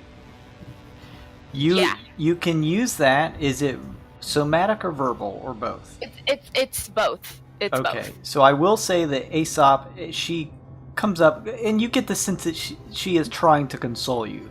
But you do see that because she has to use these components to cast a spell, that she is attempting to cast a spell. So if you want to resist it, you can. You don't know what she's casting. I would say that Glace is like healed and buffed Aesop enough that he probably wouldn't resist whatever she's doing. Okay, so as I cast Charm Person... So if he has to make a save, then he's choosing to fail. Yes. But I do want to... I guess I'll tell you your DC, but I'm still going to say this regardless.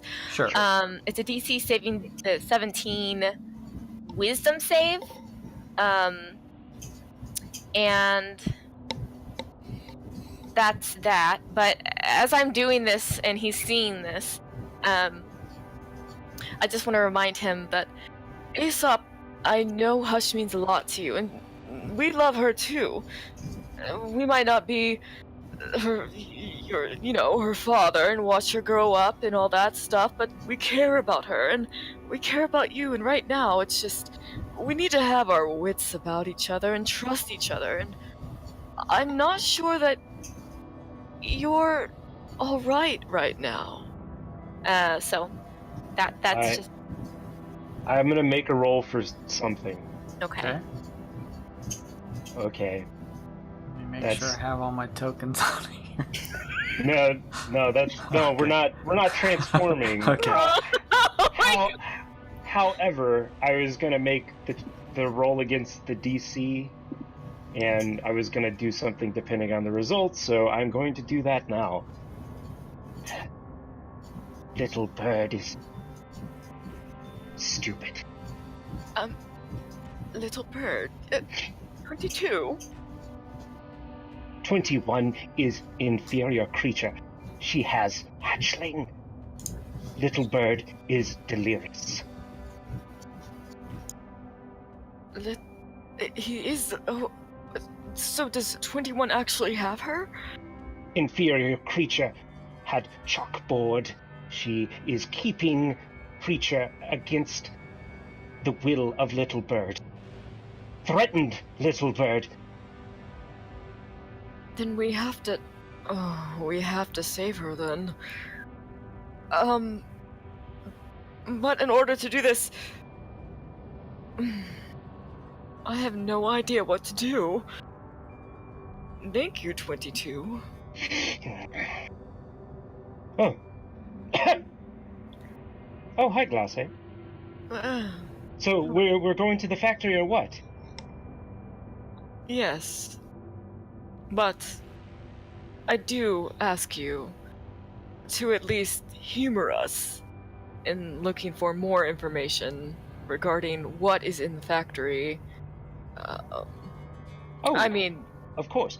So, and I gather everyone around, and Aesop relays the information, the plan as he knows it, that he received from Malady, which he's calling Melody in the presence of the rest of his friends. So the whole thing, making the reactor go critical, again, doing air quotes that no one can see, freedom fighters will come in and cause a distraction, which will let us get to the forge, take these sheets, and bring them where they need to go. So I give everyone the down low. The spiel, yeah. Aesop, you trust Melody, do you?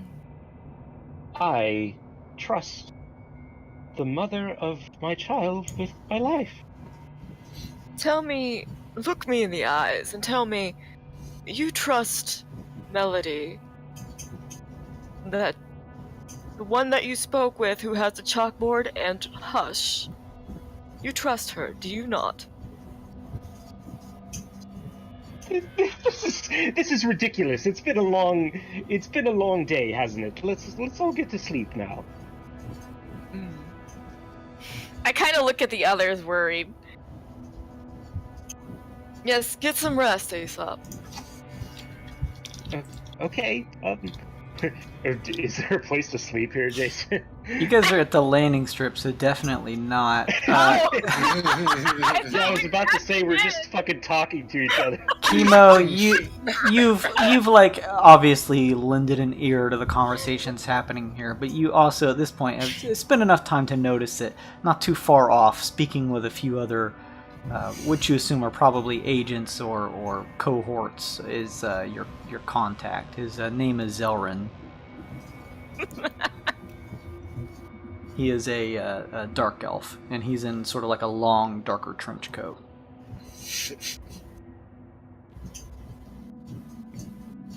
Zelrin.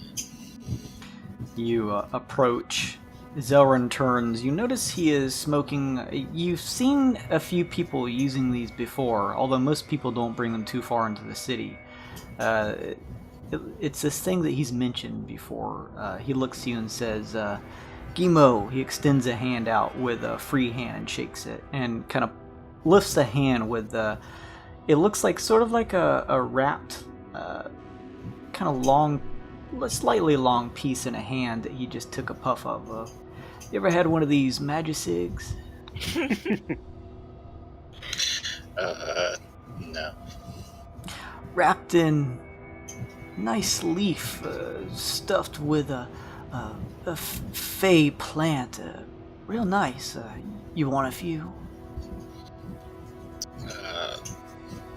Kind of wave his hand and no thanks. Kind of indicate that he's got his own. He shrugs and takes a puff.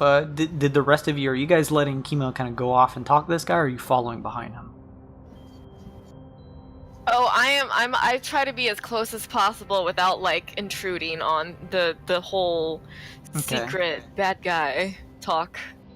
So you watch Kemo's, his eyes kind of dart and see the others that are not like right behind you, but he can tell that you're sort of like a part of this group in some form, and he looks back and says, so what can I do for you?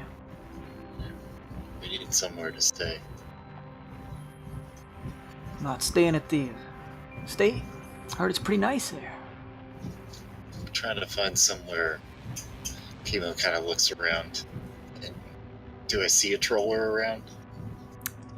There are a few tollers on the premises, but none that are currently nearby, like in earshot of you guys. Yeah. Well, just kind of indicating without saying, somewhere a little bit more secluded. Alright, a little out of the way. Probably somewhere as safe as can be here on the Scourge. I may know of a place that I could shack you up with. Suppose I shouldn't even think to ask what the reason would be, of course. Kemo hands him a gold piece. And we I won't. Appreciate. Awesome. He says, there's a little place not too far away from here. Really shitty food, but the lodging is decent enough. You know these places. Probably popped in one or two before doing your work. It's called the Dead Rat. God. Don't eat the food, but the lodging there is cheap, and it's out of the way. I'll give you the directions, he says, as he kind of points you down through a couple of the streets. It's only like 15 or so minutes away from here. Relatively close to the estate. These people really do nothing to try to make this place sound nice.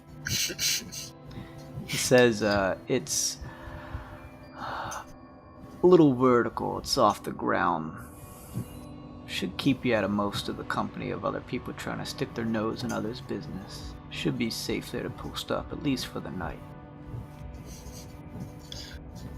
Sounds good a place as any. Anything else I can do for you before I wrap up some business here, my friend? Yeah. Do you know what acid pigeons eat?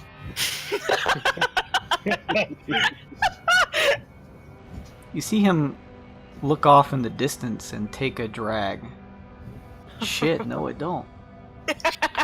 Made of acid. I assume they eat whatever the fuck they want around here. Kemo does one of those, kind of points at his head, like, ooh, deep thoughts, and then kind of walks away. Alright. He kind of nods and turns around. A couple other gentlemen kind of almost return back, and they speak in hushed voices. You reconvene with the rest of the group. He doesn't know what acid pigeons eat either. I mean, after the job's done, we could just let the acid pigeons eat the bear, and I just kind of laugh.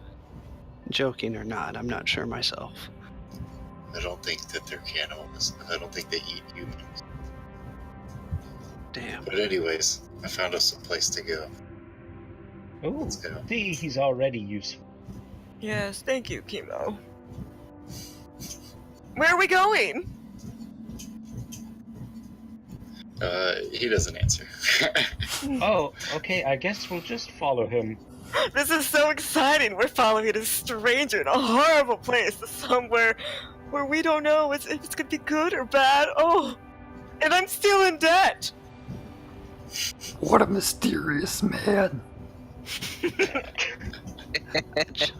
Chunk, if I didn't know better, buddy, I think you're in love. No, I hate this place. I don't trust him at all. As always, the mouthpiece for the wild nuts. Yeah, pretty much. Chunk rolls along. You hear the occasional blip of flatulence as he moves along with you guys. Following Kemo, it only takes you like 12 or so minutes. You reach a spot that you have to take some stairs that lead up. The work is a bit shoddy, but it holds well enough as you guys ascend. And turning and pushing through a curtain-like entrance, you guys enter into a place that you see written at the top on a piece of wood, the dead rat. What? You see what you assume to be a carved wood facsimile of a dead rat until you look close enough to realize it's an actual just hanging dead rat at the end of the logo. Kemo, this is the place? Wait, no, this can't be right. This isn't, you're just kidding, right? We need somewhere hidden. Oh my, you're not kidding. Just to think, a moist, terrible acid shithole is so much better than the scorching, scornful desert. We know how to pick them. He's got a good point. This place is somehow better than Relica. Hell with you, Relica's awesome. No, I would totally choose Relica and sand everywhere and heat and sweat over this disgusting dead rat werewolf. I don't like this place. Yeah, your best friend Slav lives there too. Who? Oh, him. I mean, why is he my best friend? Well, he liked you the best. You didn't try to steal from him or stab him, so I mean, you might be his favorite from the party. I am the shiniest. I don't know. Well, no, that's in VD. Whatever. Okay, let's get in this dead rat bar thing, whatever it is, and As you guys push through the curtain, you enter into a relatively darkened area. The place here is adequately small, similar to the size that you first noticed heading up the stairs. There are only 3 or 4 tables that even make up what you could consider the tavern-like area, although at this hour there's barely anyone there. You see what looks to be a counter at the front, and although you don't necessarily at first see anyone sitting there, you see 2 greenish pointy ears just coming over the cusp of the counter. oh, I think it's a goblin. That's a goblin, right? You guys find a place to sit. I'll find it. Oh. Hello.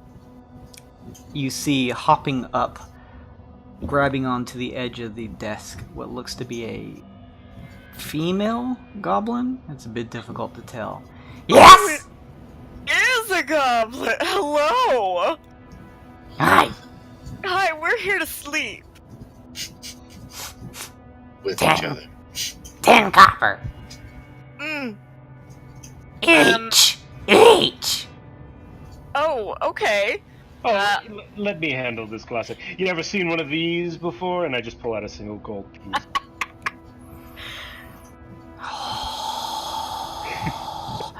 One gold piece. That's right. And if we're still alive tomorrow, there'll be another shiny gold piece in it There's for you. 2 long, greenish, scraggly arms that reach out from behind the counter, shifting and undulating the long, raspy fingers out to the gold piece. Wait, do you Grabs it and quickly pulls it behind the counter. Oh. What's your name? Zally. I'm sorry, Zelly? Zally. Valley. Zally. Sally! Zally. Zally! It's very easy to say, Glosson. Room's upstairs. This one knows it. That's right, and we value our privacy and pay well for it. Just keep that in mind. Gross, don't want to see you sleeping upstairs. Okay. Okay, bye, Valley. Zally. Belle. Zally.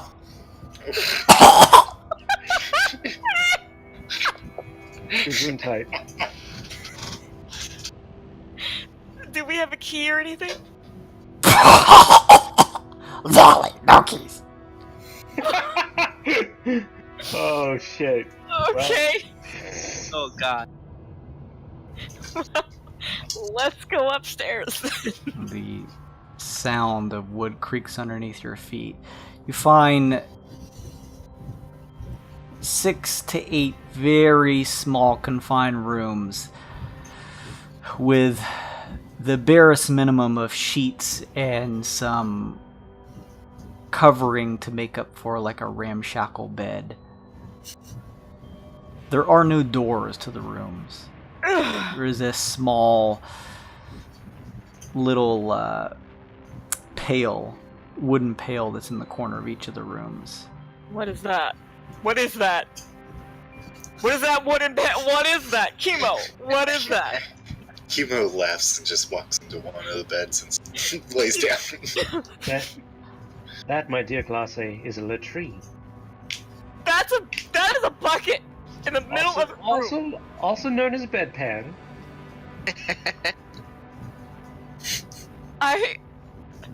Sun Kong, as you walk in yours, there's just a hole in the floor. Where does it go? Upstairs. Goes right into the taps. I was gonna say, Oh. you see somebody cooking below. So, is the rest of the night Glace just repeatedly casting prestidigitation on the entire room? On everything. You know what? I don't have that spell. Oh. Inveedi does, I think. Oh, Inveedi! I'm sleeping with Inveedi, everybody. Goodbye. Wait, no, not. Wait till Jashani finds out. Oh. I guess I should have brought her. No, she would hate this place. What's wrong with you, Inveedi? I don't know, it looks like everyone could use some more morale. Honey, we need to talk when we get back on the ship about people in general. This is not a place that you take a woman, okay? Oh. Or maybe certain types of women. Okay. Anyway, maybe we should take watch or something. Like, I don't know. There's no doors. We don't know who's gonna come in and out. Ew, what was that? Your coughing sound coming from downstairs. Gross. I also want to sleep. I want to sleep by chunk. Actually, that's funny. Purified air. Alright, everyone, let's get some rest. The the heist of the century. The last thing we need to cure the Kinku race. It's exciting. It's a red letter day tomorrow. Tomorrow evening, it goes off. Between 9 p.m. and 2 a.m. is when we need to do the job. Aesop, he said that he specializes in poisons. Their family. Well, I mean, you saw what I had to do with that poison. Poison in small doses can sometimes be medicine. I mean, when you drink, you're drinking a small amount of poison. Let's be real, you know? Yes, but this is poison that is the most sought-out poison throughout the Twixt. I don't think we're talking a little bit of poison. Like... I imagine... Did me saying the name of the sheets trigger any kind of, like, knowledge for anyone else, Jason? You guys can make a history check if you'd like, or, like, a base intelligence check, although I imagine history will have some bonus for some of you. Stained smaragd sheets. That's a tongue twister. No and no. Marager. Oh, God. 18 total. I mean, anything stained doesn't sound good. Well, it's stained because it's tinted. They're green, you see, and have a sort of an oily, chromatic aberration about them. It doesn't change my opinion.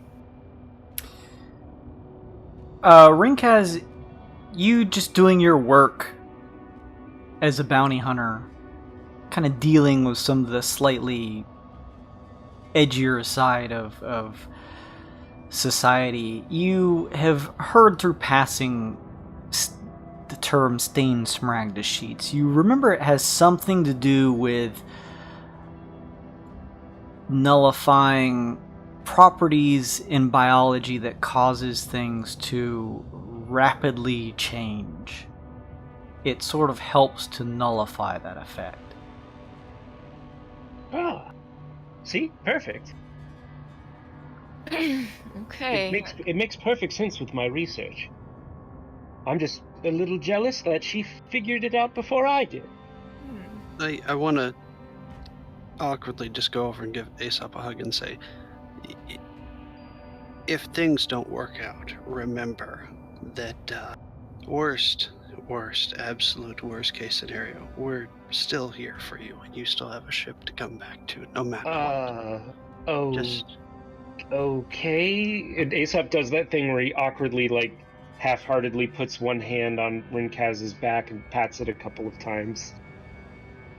Thanks, I suppose. That wasn't in question, in my opinion, but good to know. No, it's just reassurance because, let's just say, having had a closer relationship with you and your friend, I know that there are some points that it's not easy to control your emotions, nor your friend. Right, of course. Yes, well, I'll be sure to keep him under control. Don't want him running amok in the factory. I don't know. He seems pretty tame. What? At the moment. I'm looking at Rinkaz when I'm saying this. Oh, of course, and I hope he knows that he's welcome to stay as well, as long as he's not trying to cure anything his own way. Oh, you don't want to make friends with him, I'm sure, as you've seen before. Very noisy. We do agree on some things, which is rather interesting. Oh. Eating yes, I suppose I could see that. You both have voracious appetites. I do not. How dare you? It just means you're hungry a lot, Rinkaz. Oh, that's me. See, look, Kong says in his sleep. We all have so much in common with Subject 22, Aesop says, rolling his eyes.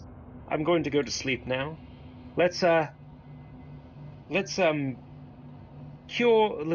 cure and rescue my daughter tomorrow. Yes, we'll rescue Hush tomorrow. I'd like to find the nearest No, bed. no, we won't. We're just going to go pick her up. We don't need to rescue her. Oh, right. Of course. Rinkaz, are you going to do anything else before you guys head to bed? Anybody? I'm gonna go over to Glosse's bed, roll my bed roll out on top of it, and say, "This, I'm not, of course, the most cleanest creature in all of the land. Probably better than whatever's lived in this hellhole." Oh. So it's like a double bedroll? Yeah. It's a double bedroll and a little higher off the very gross, disgusting looking wood floor. You are a peach. I'll get on it and pretend to go to sleep because I'm gonna stay up and watch Aesop for a little bit. With my just to see, if he tries anything. Like, I just want to monitor him. I feel like he's weird right now. Same room, same corner, just sleeping against the wall, holding my rifle as comfortable as possible. Nice. If I had money, I'd pay you, Rinkaz, but I'm sorry, I don't. That's fine. You all fall asleep for the night. If you guys need to replenish any of your points, feel free to do so. This is a long rest. Sunkong, you heal from your exhaustion. And Vidi, please make me... Let's take a look at your injuries. NVD/Luke. Let's see. Okay. It's like he's here. Hang on. Just don't ask me to do Mean Gene. I can't pull it off. My goggles are geeks! Oh, that was pretty good. Yeah, that's good. That was good. Let's see. Let's take a look. Figure out your injuries improve, remain as the same. Rolling an injury saving throw. Roll a d20 for each injury you have. At the end of each long rest, the saving DC is 10 plus the injuries level, so you need to roll a d20 and you add the DC is 11, so you just got to get above that. Wow. Oh, he's so healed. Oh, he heals up very nicely. In fact, don't we also all get temporary hit points? Oh yeah. I forgot about that. And he gets like double that? Oh, wait, hold on. I'm looking at my character sheet. Yeah, everyone gets 10 temporary hit points. Nice. And Vidi gets 15. Pretty sick. Nasty. I can't actually update Nvidi's token. Okay. I'm going to give you that good luck card that's for Nvidi, but let's see. And then I'm going to change controlled by here. Oh, it's that nasty controlled by thing that doesn't want to let me. Oh, here we go. Controlled by Aesop. There you go. You should have control of him now. A fortuitous circumstance. Oh, this is the Wyld card. That's just awesome. At some point in the middle of the night, Glosse, you're stirred just a bit from your sleep as you hear Chunk probably sleep talking. More where that came from, big guy. Oh, no. Good lord. Oh, I hope he's having a wonderful dream. You drift back to sleep. Everyone heals up and you guys wake up in the morning to the sound of some banging and shifting from downstairs. Not loud like there's trouble per se, but just like someone's doing some shit downstairs. Like there's a goblin downstairs? Like there's a goblin downstairs, yes. It's trying to take our socks. What? Oh, that was a less than pleasant sleep. I hope everyone's alright. Gross, we're still here. I was hoping this was all a dream. Oh, but it is. We're about to do something very important, Glasse. Very important indeed. Some of us had some pretty good dreams.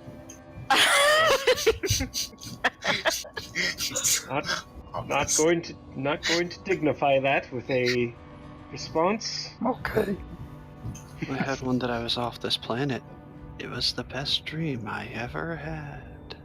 Hey, well, we only need to stay here one more evening. We're going to be be out as soon as we get the ingredient. We're going to be out of town with Hush, and everything is going to be fine, and she's going to be safe. Did she mention anything about 10 days? 10 days? Yes. For some reason, that's an important amount of time that we stay here. I don't believe so, no. Right, Jason? I'm not just forgetting something? She didn't mention anything about 10 days. Her plan, its plan, is to attempt this theft this evening, now that you guys have woken up the next day. I think the intelligence we gathered led us to believe that the attack was going to take place. Oh. Well, it's literally happening tonight. Again, unless you or your Baron have anything to say about it. Not my Baron. I'm just being cautious. You'll have to excuse me. But what if he does what if he does have Hush? And He doesn't. He doesn't? He didn't seem to care what happened to her. I assume that he doesn't hold her. Oh. No, see, it's my dearest Malady wouldn't lie to me.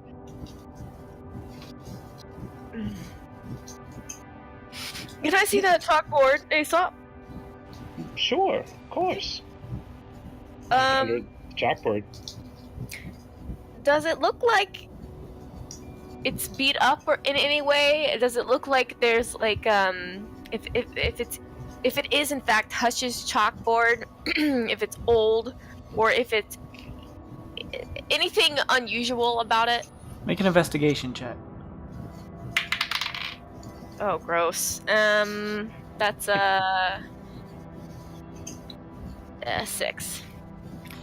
There is a crack in the wood framing at the top, though it still holds together relatively well. There is a smear of what perhaps at one point may have been a drawing or writing that looks to be made of chalk on the front. You can't tell what, if anything, was written on there previously. It looks similar to the chalkboard you've seen Hush have before, and you would surmise that it's probably not easy to come across a chalkboard down here. You're just not sure. Okay, well, can I at least cast Mending on the crack? You run a finger over the crack. As your finger runs along the crack itself, where your finger moves past, it is created whole. Well, okay. Oh, silly me, I must have dropped it. Insight check? He's fucking delirious. You don't need an insight check. Okay. Aesop, we all want the best for Hush and we want to find her. I don't know what's going on, but we're all in this together. I know. And once we finish this, we'll all be together.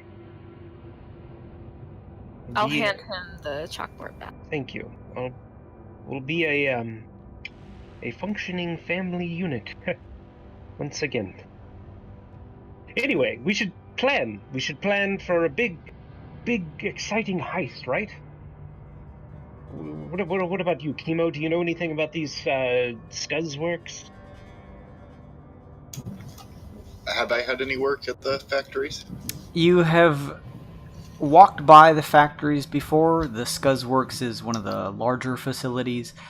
The area is surrounded by a large pikes of iron that keep intruders out. It is patrolled by a decent amount of tollers. You have moved past and heard a few mumblings of the Scuzzworks and some of the things manufactured inside, but you have never stepped foot inside yourself. Okay. I'd probably relay that it's pretty well defended.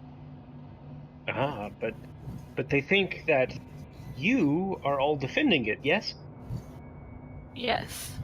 Perfect. Yeah. I am going to say that the Baron might have a plan B set up just in case. Maybe we should be a little wary and Of course. If he knew that I was faking being a slave, I'm sure he knows other things as well. How are we going to get me inside is a question. We told that you're working with He us. kind of already agreed to let you work with us. Really? Why would he have done that? Because he knows things, obviously, that we don't. Because he knows he's outnumbered by a very pissed off lycanthrope and its friends. Or maybe he really does know where Hush is. This feels a little too convenient. I feel like I'm walking into a trap again. Well, to be fair, that's how I feel about your plant, Aesop, if we're being honest. Too convenient for a cure. Whoa, well, I'm not tricking any of you. I told all of you that I wasn't going to hide anything anymore. And Hush is... He also had some sort of protection with the taser I gave her, but her voice, her only voice, she took her only voice, Aesop, and claims to have her in a safe place. We have a saying as hunters, the only way that you know it's a trap is when you're already in it. Oh. Kemo nods. Well, it's, I suppose it's possible that, there is a Subject 21 in there, and Hush may not be totally safe, but Malady is still in there, and she still has the cure, and we still need to get these materials. And that's that. Do you believe that she's changed from the person that were? So good. I mean, you've clearly changed. You're no longer that person that you were. We all know who you are now, but do you truly believe that if she's still if she's found the cure, is she still conducting all these experiments? Do you think she's changed? I think that she has changed, and but maybe Malady has lost her way a little bit, and if I could just help her achieve what we set out to do so many years ago on Udu, she'll see. She will see. Aesop, do you see? You're so confident that she's found the cure, but now you're saying that she's possibly lost her way. Well, I mean, when my darker side, my friend, takes control, sometimes I do things that aren't very kind to you. I know that he has threatened you, and in some cases actually hurt some of you. But I'm still here. Would you believe us?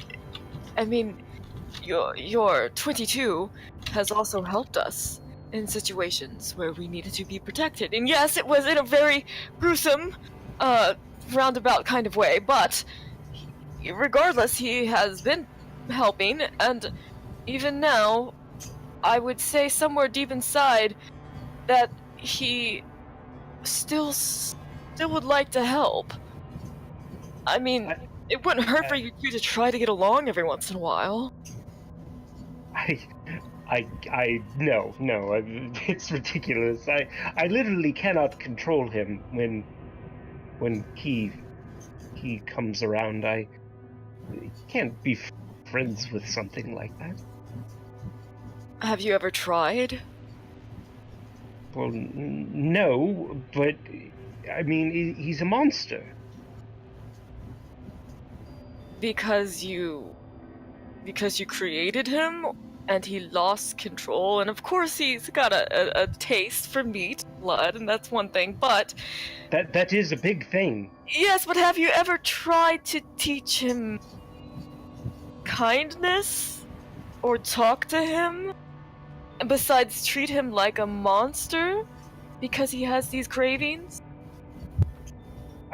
we're not on speaking terms, if that's what you're asking. Again, this is all very accusatory. It's And Aesop. If I want you to accuse me anytime you think I'm up to something, and I'm going to do the same to you. And I want Hush to be okay, and I want the best for Hush, and I know you do too, but right now I just think that you're a little frazzled and you're not thinking everything through for Hush.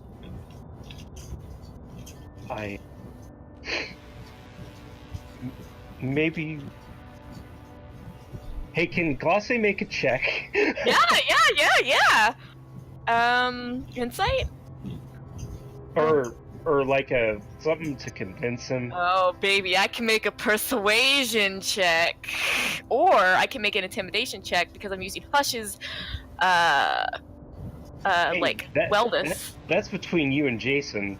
Hey, Jason, can I use an intimidation check? Like, Hush's life is on the line and you're, like, sitting here all fucking weird right now? I would say in Aesop's weakened state, bringing up Hush, that an intimidation check would work here if you wanted to go that route.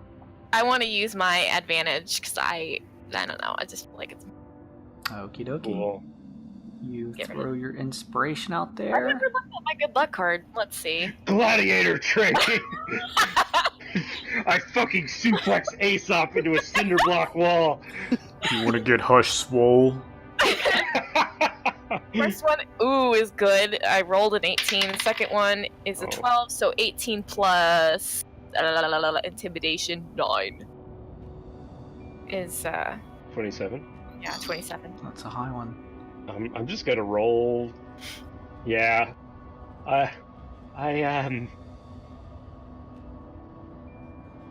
Maybe you're right. Maybe I was mistaken. But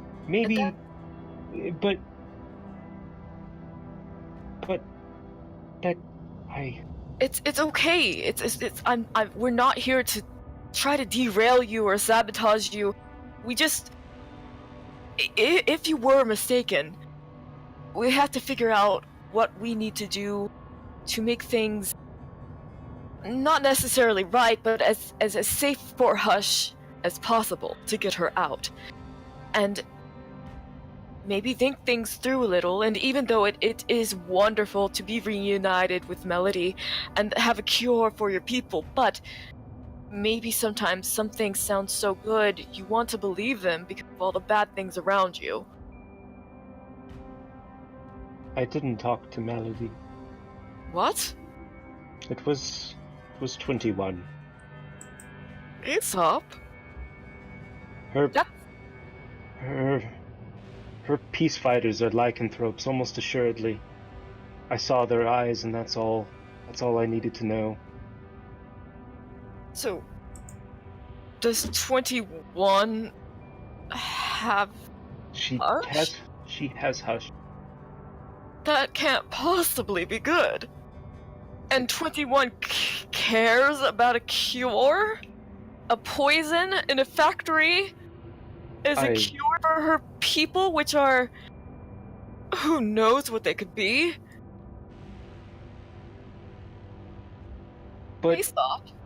I still think there's good in there. There's still has to be Malady in there somewhere. She still is working on the same thing that bound both of us together.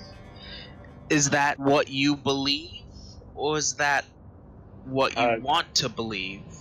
Sun Kong, I think it's both. I think there has to be a piece of her still there. Aesop. I can't deny it.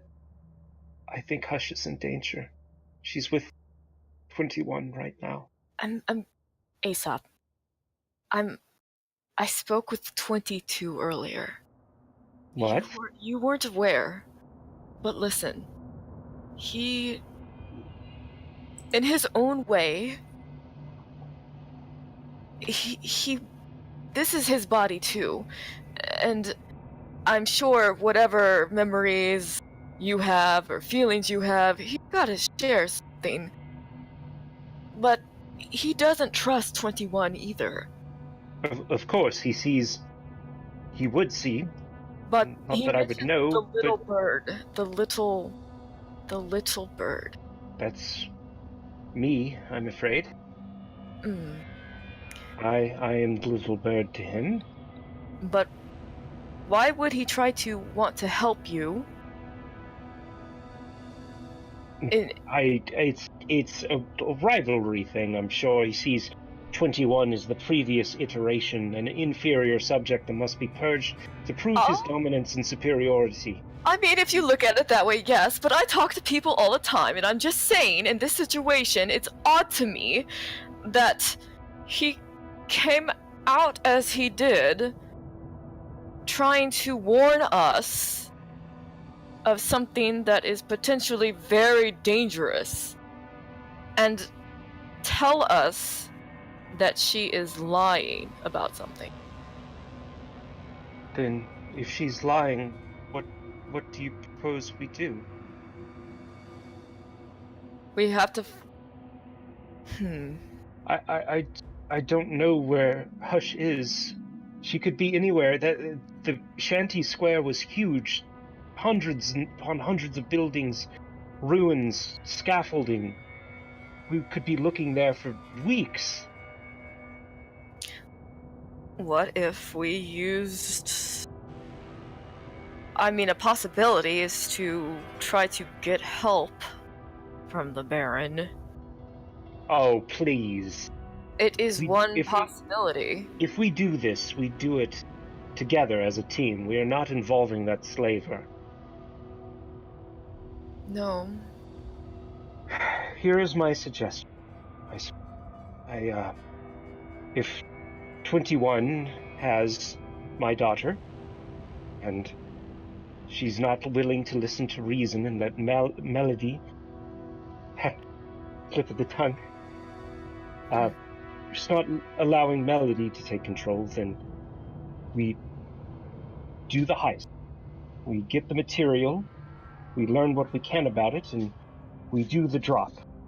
We get my daughter safe, and then Aesop takes the tranquilizers that he's been carrying with him out of his back pocket.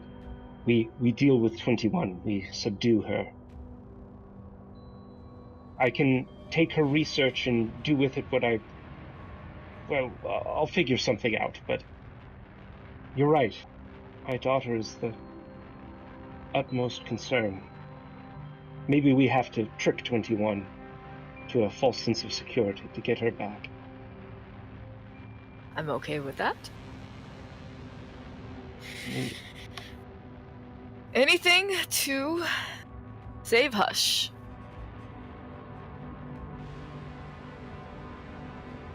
I am concerned, though, that what you heard from 22 was also a lie. What if he's trying to trick you? And what exactly is in it for him? I don't know. I feel something in him. Something... It's a reason I've tried to keep him from Hush for so long. He has a drive, an intense desire to... I don't know what, but I feel if he ever saw Hush, he would rip her to pieces. Well then, we don't show him Hush then. But if he still I'm just saying, what if he's... I don't know. I don't know. I don't know anymore. If it comes to that, we will take care of him. We'll handle him if he ever tries to hurt her. Let's just stick to the plan for now, and we can confront 21 when the time comes. If the cure is real, I can take her research and I can use it on her to bring Malady back for good. No more 21, no more 22, and my people will be safe and healthy. Right. Well, let's hope for the best then. Sun Kong, keep that stick of yours close, the Quicksilver one. Okay, Sun Kong says. Oh no, is he gone? Oh yeah, he I BRB think us. so. Oh, wah, wah, wah. Anyway. So then, Anyway, that's enough RP. What do you guys actually want to do out of character? are we going to go to pretend like we're gonna? Kemo, you have a note from the Baron that will allow you to speak with the head of the Scusiatellis. You've met with the smaller one, Zermo, plenty of times before, who has claimed himself that he's the head, though you beginning to get the sense that that may not be entirely the case. With that, you are surmising you'll get more information on the matter. Otherwise, the ball is in your court where you wish to go. You know that the plan is that tonight from 9 p.m. to 2 a.m. is when the heist or theft should take place. I'm just going to say all this out of character because it'll be quicker. Aesop suggests that we tell him that they're planning on hitting the reactor. We do hit the reactor, though, on our own, because fuck these guys anyway. But also, it'll lure all the lycanthropes there to attack, which means when we go confront 21, she won't have backup. Ooh, Kemo yeah. loves this plan. And thinks that you're a smart guy. But also, Aesop does want to get some of the... Aesop still wants to get the shard things, the sheets. Because on the off chance that, the cure is the cure, he wants that shit to be real. Mm-hmm. Is this like a material that can only be made here? I think she mentioned that, actually. Fuck.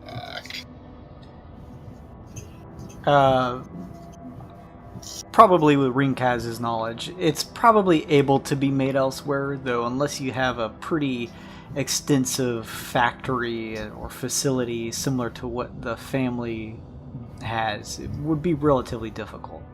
Plus, Kemo from living here, that the helpful point of making probably the sheets themselves is the abundance of acid that runs underneath the city proper. You've actually heard rumors in the past that at the core of this moon is a lake of acid.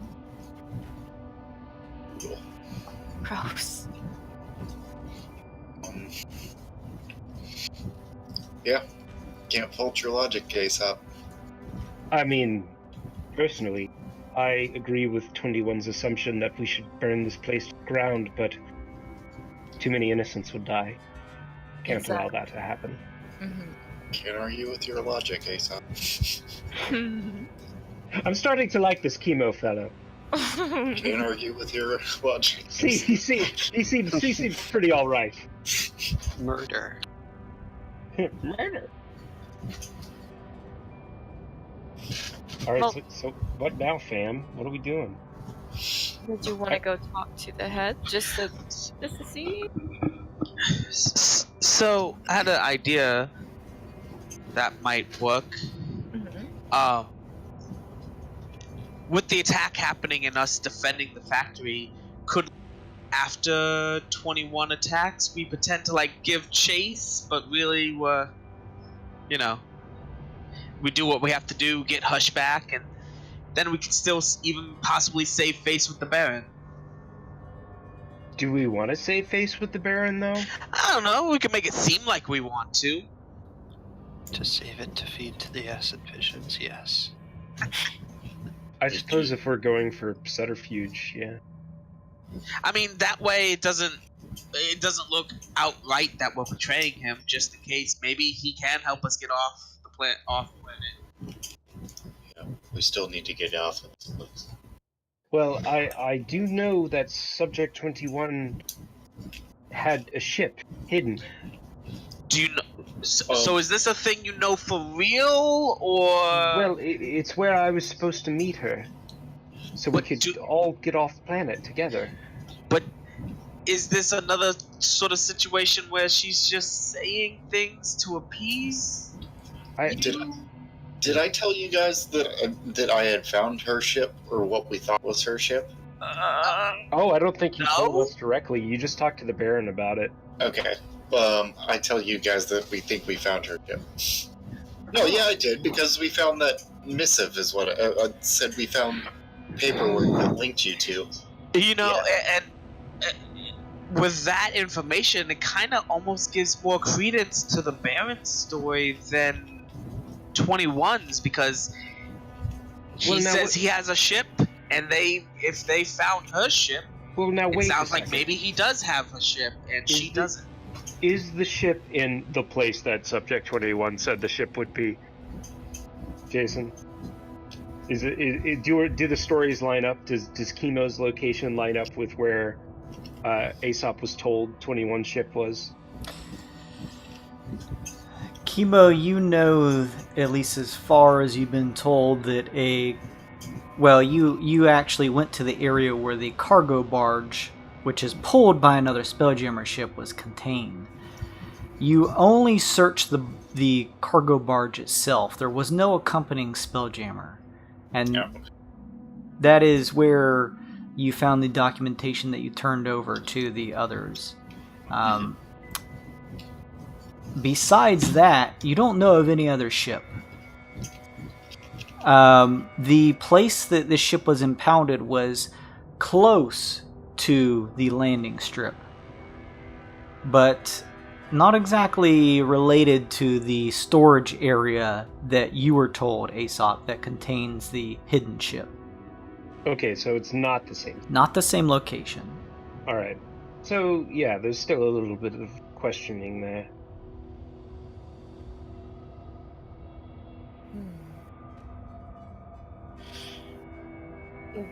Do you think we would get more answers if we talked to the head? I think it's a start. At any rate, we at least have places to check. At least we can find out what they know. Yes. Then let's head over there. Doo-doo-doo-doo-doo. Let's do... You guys gather your things. You begin heading down the stairs. There is the cackling fire of a small makeshift stovetop as the female goblinoid is shifting around what looks like the body of a dead rat in a pan. Oh, honey. Oh. And looks over to you all. Sleep well. Yes, thank you. Anybody shit in the hole?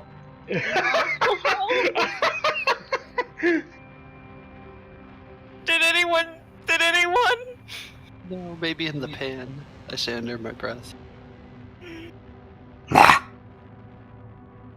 She keeps shifting the pan on top of the stove. Guess they're gonna need a new sign.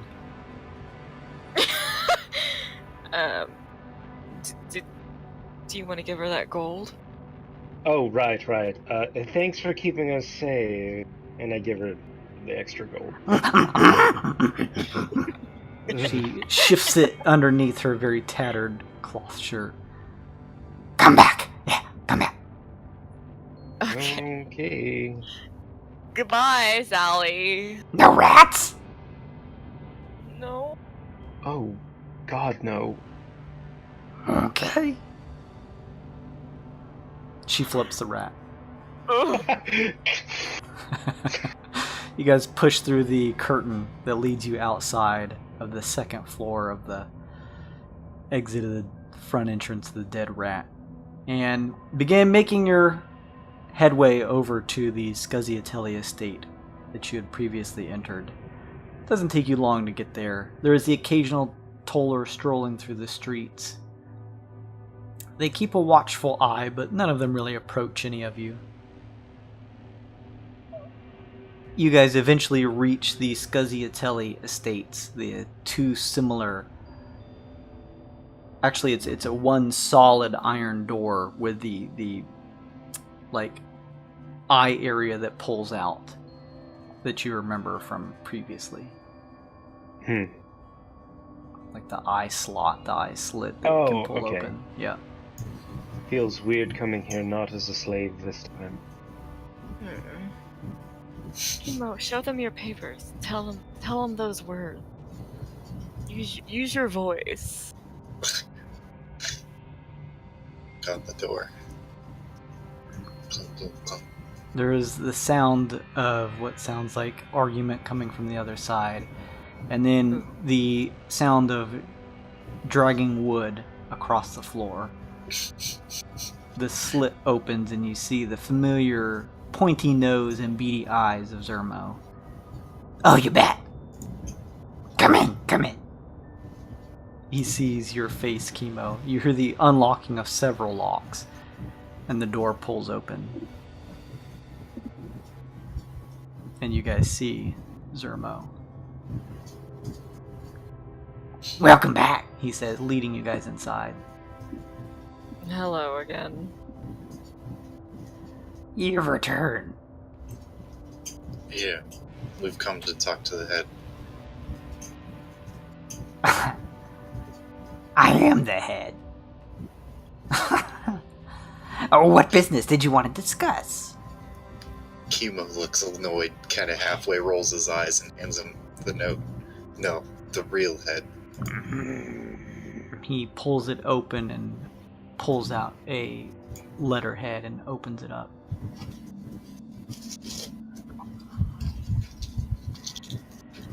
I see you got some work from the Baron. Moving on up, Kemo. Take a seat.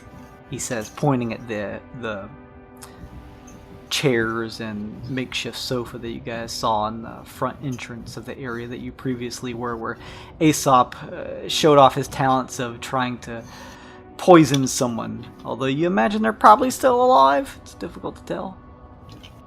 I think they're still. You guys take a seat.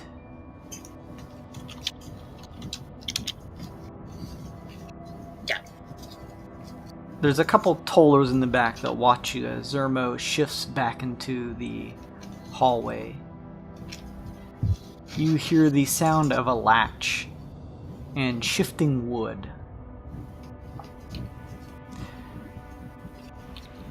You hear the grumble, or what sounds like a grumble, coming from Zermo as he shifts his way through the hallways.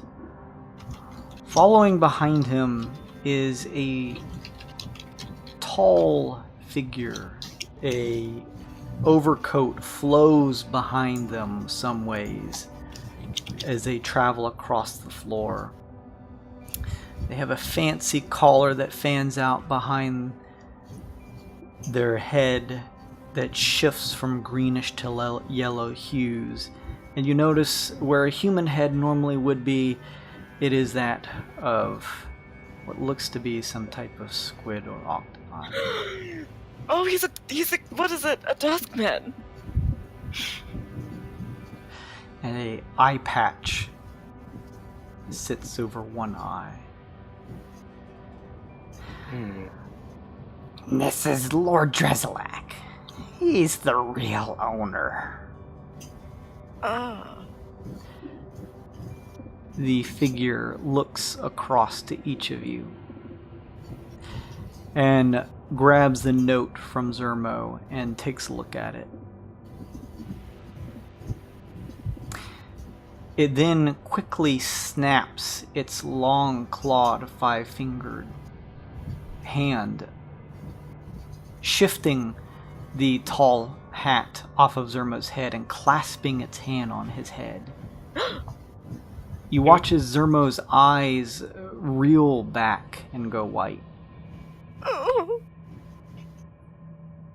You've come here for work, Zermo says. Mm-hmm. Good. I've been waiting for you. Oh, you were informed we'd be coming? Yes. Oh, that's good. You are the ones who will patrol the Scuzzworks properties for me. Mm-hmm.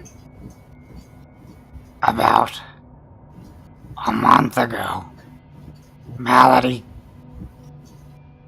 This Malady. figure, this Malady? subject 21, Well, came here attempting to obtain these stained smaragdus sheets. it's for a cure, though. You don't understand. It's for a cure for her people. It was for a good cause. We don't just sell the sheets to anyone. Well, what do you Good have? cause or bad. What do you have to do to get them? To buy them, to say.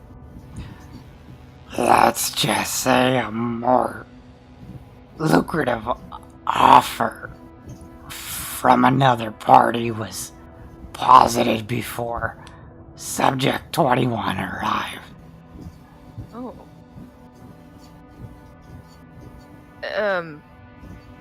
Is it money that you guys are looking for? Occasionally. It's not important, truthfully. The point of the matter is, this Subject 21 stormed out. Zermo informed me that I had reason to believe that this figure may try something the way they were acting. Zarkon, another Scuziatelli part of the family, worked with us at the time.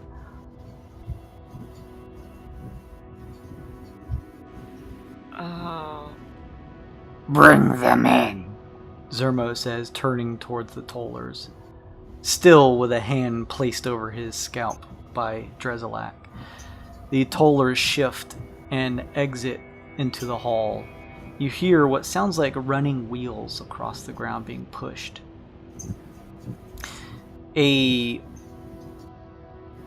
cart is pushed into the room with what looks like a large cloth covering it. Is pushed up to Lord Drezalak, and reaching a long clawed fingered hand, a fleshy hand over to the cloth, pulls it back. You see nothing but bones and ash in a pile on top of the cart.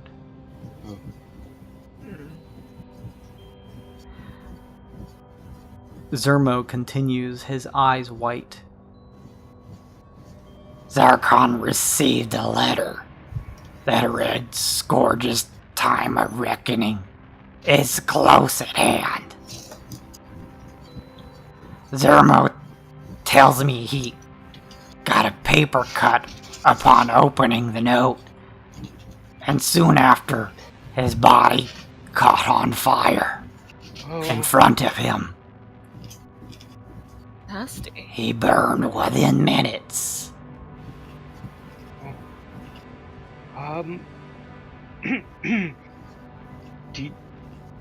Do you still have this letter, or was it also burned? Incinerated for safety purposes. I see. Just looked at Glace. Do you know what was in it? What the letter said? It simply read, Scourge's time of reckoning is at hand. Oh, that's the... So, do you think that it was from 21? From what Zermo told me, I have reason to believe this is the case. And what exactly is it that she's after? Like, what does it do? What would she do with it, do you think? If she were to get it? I don't care. But that's important. Don't you think that could be what she's after to reckon Scourge? That is why you are here, to make sure that does not happen. Right. But it would just help us to know. If she's not working alone and somebody tries to complete her mission, we need to know. That, Kemo, is where we found the cargo barge and impounded it. after you found it. Within, we found a few other notes, writing inside mentioning the names Aesop and Hush, along with some alchemical supplies. And this. You see Zermo's body move in a strange way, almost as if being puppeted by Lord Drezelak. And pulling out from his overcoat is this very ratty, small, Kinku-like ragdoll. Its feathers white, but clearly stained and marked of some time, of some use. Do I recognize this? Make a history check, Aesop. 3. You don't remember if this may be something Hush had? You don't remember. Do you still have all of this stuff stored by any chance? Incinerated. What? All of it? The notes that mentioned Aesop and Hush, were they just mentioned in notes, or were they addressed to these people? Mention waiting for Aesop and Hush. I don't understand. I'm just... And you incinerated it. Yes. Can I do an insight check? Sorry. Mm-hmm. That's a 2. What's the total? It's a 2. You have no idea. It's difficult to tell already because Lord Drezelak is seemingly talking through Zermo. Okay. I'm sure they had their business in mind when they decided to incinerate it. So this group, with our investigative skills, have learned that there may be an attack very soon, and they're specifically going to be targeting the reactor 21 and her forces. When was this attack supposed to take place? Oh God! Now do I lie, or do I just say it's going to be tonight? Lie. Yeah, I was thinking lie. In a few days' time, I think, sometime within a 10-day span. Not that bad. Lie better. Make a deception check. I have a +4 in deception. Oh, Aesop. Fuck you, Kyle. Let's see here. You're gonna take one of these. This is for you, though, Aesop. Okay.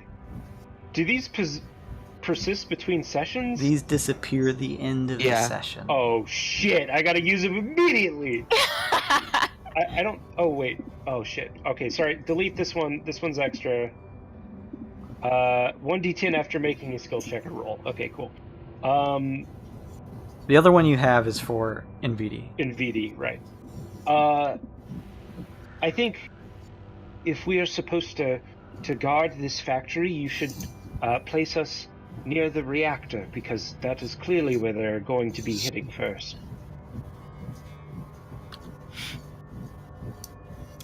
There is some pause, and you see the sweats profusely. Tendrils of the writhing tendrils of Drezelak shift and move around a bit more erratically, as if in a contemplative manner.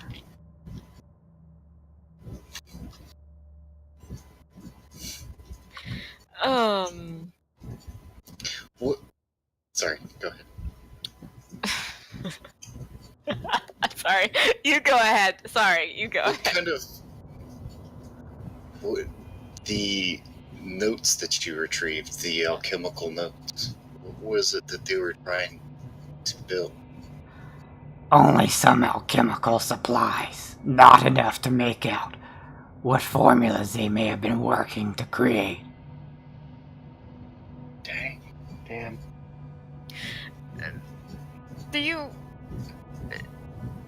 Did you find? So did he say he found a ship as well, with all this stuff in it? No, just the cargo thing. Oh. Okay. No one typically allowed within the Scuzzworks premises, but for sake of protecting a reactor, increased security, and specifically you, allowed there. A certain shift, 9 p.m. to 2 a.m., when Sheet's created. That is when you will work for me. Yes, of course. Invidi's gonna say something now. Because it's the end of the session, I need to use this fucking cart. Yeah. Invidi steps forward and goes, is there anything that, you would have kept from the cargo that wouldn't have been incinerated? With a fortuitous result? Fortuitous circumstance. This may manifest itself in many ways, including but not limited to double the loot reward, finding a door or chest unlocked, coming across a broken trap, bumping into someone you were looking for, or any manner of lucky happenstance that helps you during your adventure. Chunk coughs up a platinum.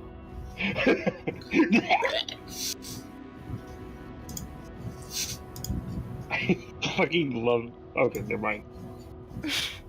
Wait. Here.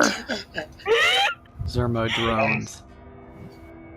You watch as Lord Dreslak literally lifts Zermo up off the ground, being of a gnome-like, like a small creature stature, and begins to shift silently down the hall. Aesop turns to the rest of the group and is like, ugh! What is happening? It's within another minute that Drezelak returns. Zermo, now set back down, sitting his 2 boots on the ground, reaches, again, sort of in a puppet-like manner, underneath his vest, and pulls out a what looks like a number of folded papers, and hands it out. Unfold slowly. Oh. Okay. Aesop takes one and, kind of holds it away from him, like he's expecting it to explode, and just very gingerly unfolds it. You keep unfolding. There is a multitude of folded papers here, Aesop. Finally, unfolding the last layer, you see a bright reddish powder within.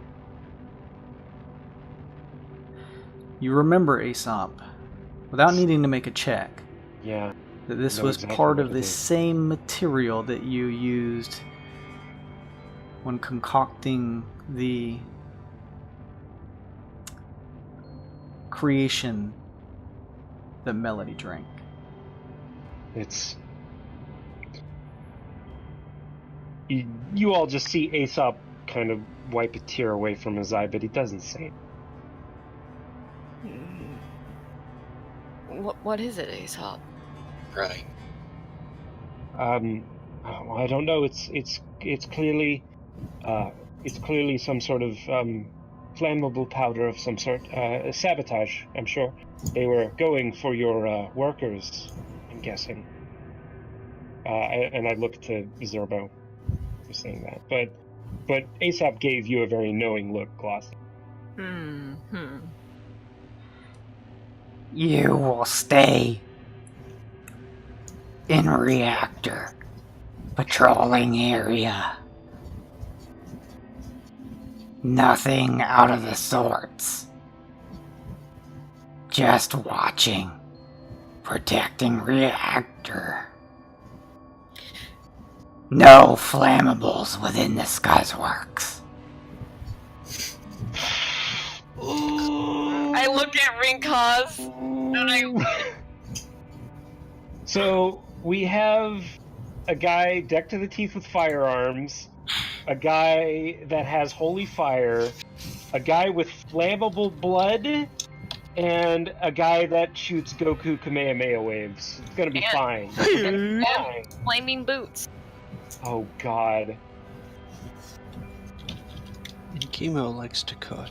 Or at least food. I was gonna say, and Kemo is a torch juggler. The next. Sometimes my bolts are fire randomly.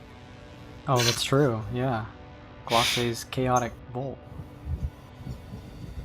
Drizalak turns, shifting Zermo's head to look across each of you.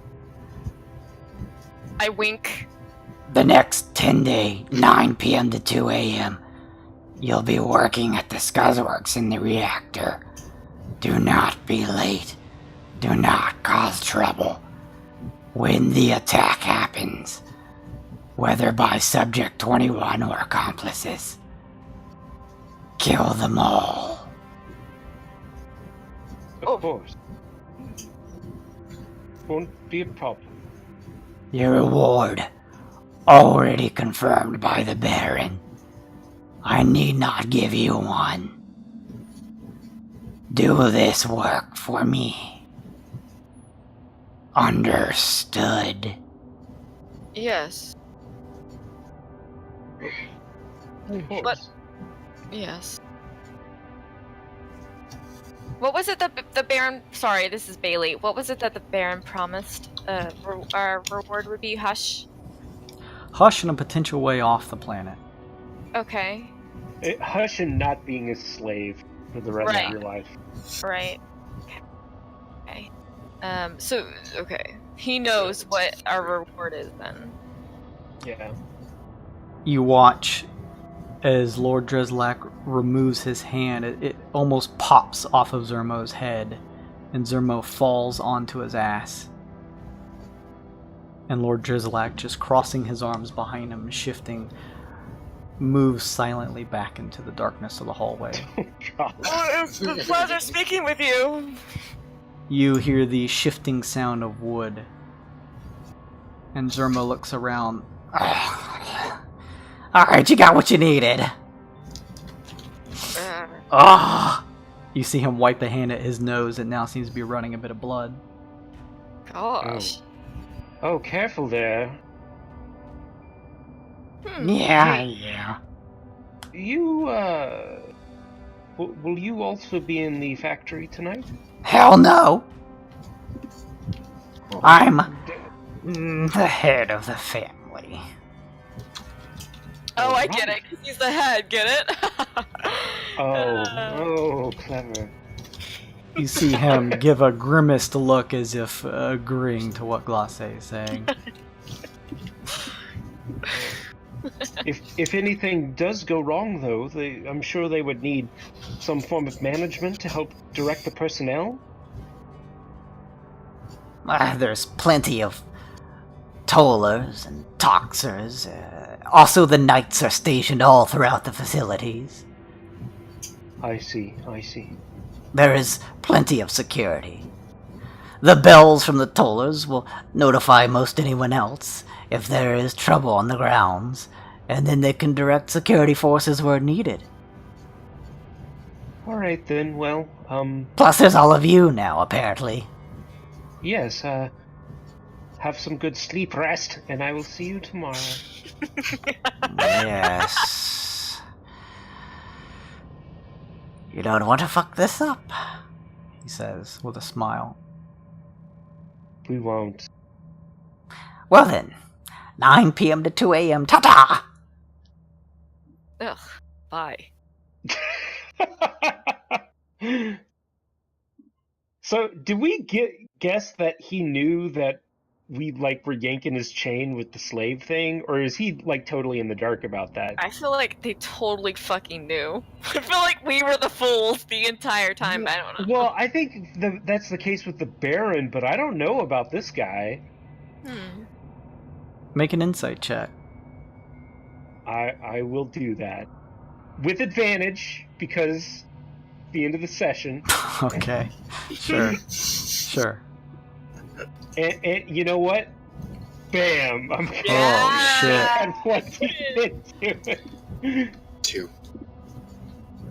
3, Kyle, in your face. It's gonna be 16 total. You get the sense that from the information they gathered tying you and Hush to Subject 21, that they probably had an idea that you were not a slave. Oh, god damn it. We played our spell. Thanks, Valuable Kemo. asset. What'd I do? It's all your fault. Exactly. You hadn't found that damn manifest. Been so good at your fucking job. They wouldn't have known. I wouldn't have had to make it look like I was poisoning someone. That was intense. Oh my god, if he had died, and we wouldn't have even had to have done that. Oh my goodness. Well, yeah. Anyway, it's all Kemo's fault, and he has to redeem himself in my eyes. What? Just let me blame this on you, please. I've had a very stressful few days. Kemo narrows his eyes and looks at you. You guys are ushered out of the estate, the large iron door closing behind you. It is relatively still morning time. Is there anything you guys want to do in between the hour span that leads up to this evening at 9 p.m.? Kemo, you know you've never been inside the grounds, but you know that we'll say that they returned the Baron's note to you and let you know to show it to the tollers once you arrive at the Scuzzworks so that you can be escorted to the reactor. Not shot. And you know where it is. So is there anything you guys want to do in the hour span between now and then before you go and attempt your time defending the place / destroying it / stealing sheets? I do explain to everyone that the thing in the envelopes was the flammable compound that was in Serum 21 that caused Malady to immolate and burn down Aesop's old lab. And she's using it to kill people, apparently. Well, that doesn't seem like she's changed much. I'm sure it's 22, or sorry, 21's just seeking vengeance is all. Malady would not do that. No. Kemo is half impressed and then leaves to go and map out the streets around the factory. Try and get an idea of where maybe the attack would come from. From above, I believe. Can they fly? I don't know. They can at least climb. They look down at me from high up. Okay. Or it's possible they're just going to use the cloud from the reactor's cover. You mentioned that you and Hush were mentioned that she was waiting for you? And her? She was waiting for me. She clearly needed me for something. You look down, Aesop, and realize that you are still holding on to the small kinku-shaped ragdoll in your hands. It's an albino? Yes. Like a little white kinku? Like a white kinku. Does it look like a featherless kinku or an albino kinku? From the make of it, it looks like it's a facsimile of a feathered kinku. I mean, I kind of hold it up and be like, I honestly don't know what to make of this. I don't know why 21 or Malady would have this item. I don't think it's one of Hush's old toys. But admittedly, when she was very young, I was not the most attentive parent. Can I... Malady and I would get distracted fairly often. Can I take a look at it? Sure, I suppose. I hand it to her. I want to look to see if there's any, like, stitch work on it, like... Oh, like there's something inside? Yeah. There is stitch work on it, Glacé. Make a investigation check. Hush. That's a... That's an 11. You can see where it looks as though the stitchwork... This little rag doll looks like it's been around for quite a number of years and had some wear and tear. But you do notice in places where there look to be tears, or even in places where the stitching maybe came undone, that it was restitched with some care to it.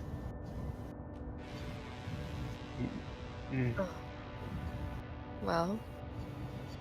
Whether or not there's anything inside, you're unsure. I have mending, so I would like to just use my nail or whatever to like pry it open. You use a nail and cut through some of the stitching and open up. There's the dirty fluff and cotton that pours out, and nothing else. Okay. Well, I'll just gently put the cotton back in and cast mending on it. Similarly, running a finger across the side over the broken stitching, as it leaves your finger, you see it stitched back in place. Were there any stories of white kinkus or anything? Albino birds? Anything sound familiar there, Jason? Make a history check, please. 19. With a 19, you remember that perhaps at your time on Udu, there was maybe during your tenure there one, maybe two albino kinku. They were certainly rare, but not out of the question of being something that exists. Though in what capacity, it's very difficult to remember.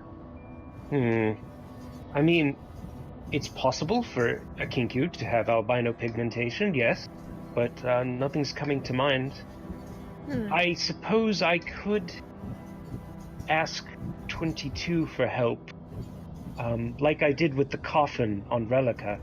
Sometimes he can see things. He has supernatural senses, after all. I'll hand the doll back to Aesop. All right. Aesop's gonna spend 10 minutes meditating on the doll with grim psychometry. You begin your meditations, Aesop, following along with Kemo as you guys make your way close to the streets that make up the area surrounding the Scuzzworks.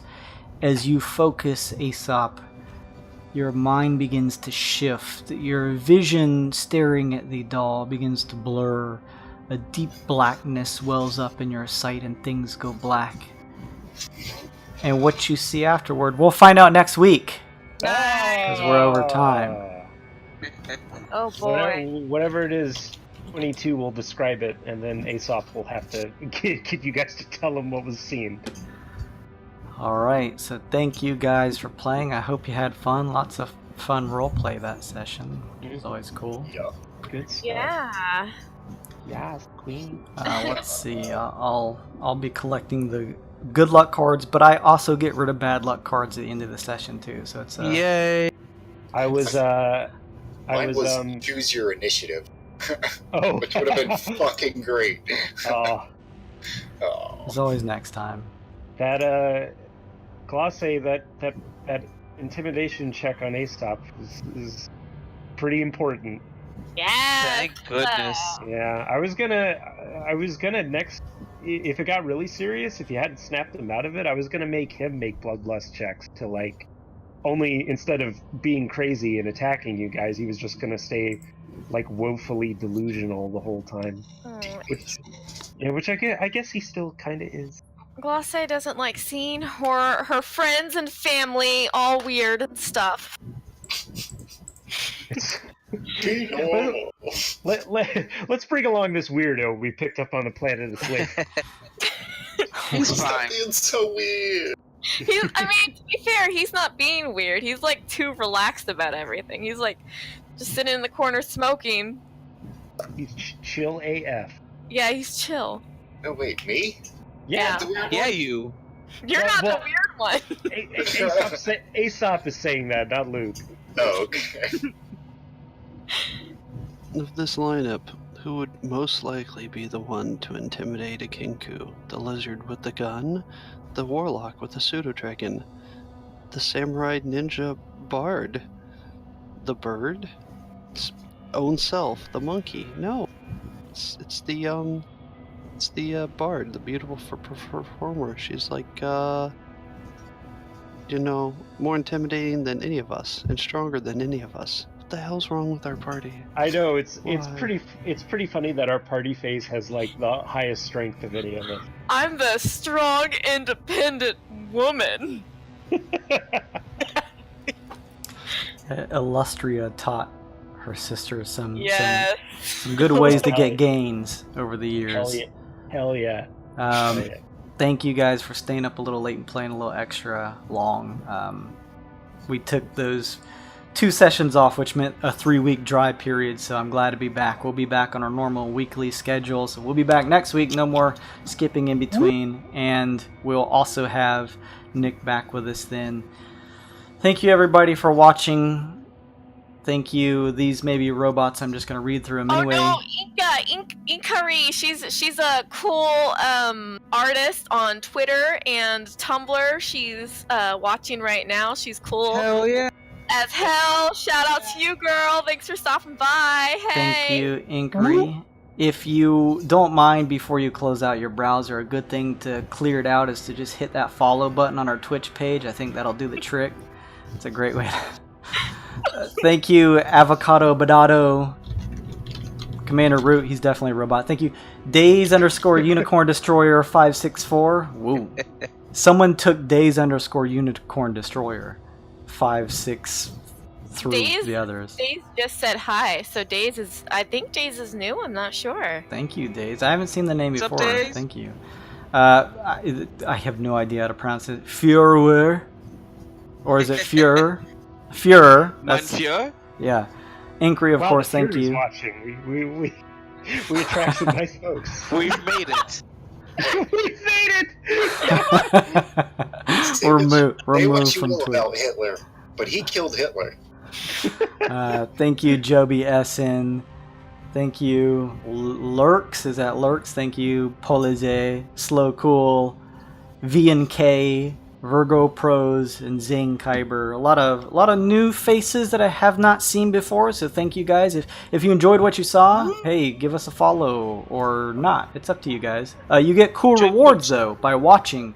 All of those details are down below on our Twitch page. You can take a look. You earn loyalty points that you can use to buy the party cool stuff like inspiration and things like that.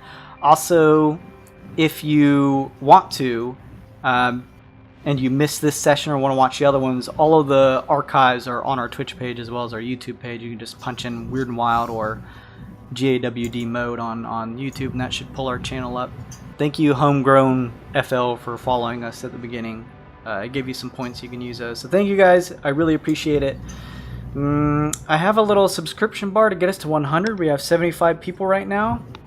If you guys want to follow, maybe we'll do some type of giveaway thing in the next upcoming weeks here to see if we can hit 100. But we'll see. So thank you guys for sticking around and checking us out. And we will see you next week. Bye, everybody. Bye. Oh. Bye.